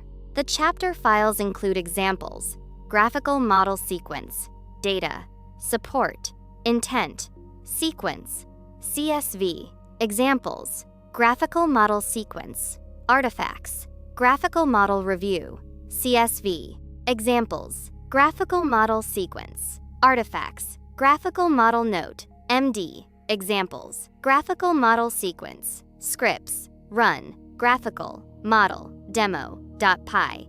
Another engineer should be able to reopen the packet, inspect the artifacts, and continue the work without guessing what the chapter meant. This is where the ML graphical model reader harness becomes practical. Here is a simple graphical model reader harness. Purpose: translate probabilistic graphs and hidden state models into inspectable engineering reasoning. Inputs: a graph or sequence model, variable names, one concrete inference question, and any observed evidence. Required outputs: variables, factorization, independence assumptions, main inference question, how evidence flows, why the structure helps, and where it is too simple. Minimal workflow: name hidden and observed variables, restate the graph as a factorization, translate the independence claims into plain language, state what inference the system needs, and name one limitation or unrealistic assumption. The chapter asks the reader to try it on the real case packet, not only on memory. The skill sinks in when a probabilistic graph stops looking like a diagram to memorize and starts looking like a set of commitments to inspect. If you can say what evidence updates what belief, the graph has become useful.